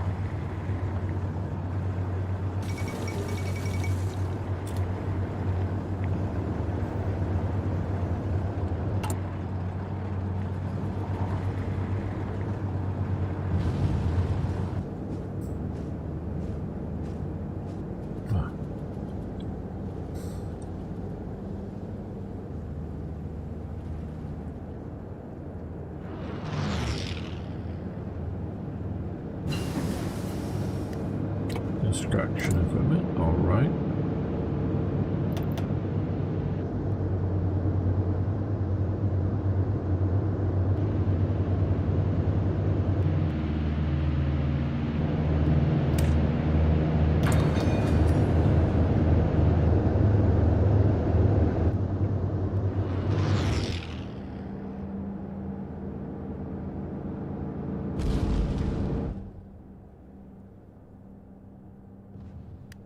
Okay, guys, I think we're going to end the episode here. I'm not sure how much further. We may play this out another episode or two and then go back to the sort of mainline, normal, let the Czechs, you know, fend for themselves playthrough that I will also do. But I want to thank you so much for watching. Thanks for liking the videos. If you haven't already, please hit that like button, the subscribe button, and post a comment below. See you next time. Okay, I think that's going to be it for today. I want to thank you all. I am maybe planning a Christmas stream on upcoming Friday and, well, tomorrow on Twitch, War Thunder. Come join, help grind the event if you want to. Anybody's invited. We'll make room for you, at least for a few missions if there's a bunch of you. We'll be, so War Thunder tomorrow. Probably something for Christmas, don't know when. And then of course next weekend we'll be continuing things, so thanks everyone, see you soon, I hope.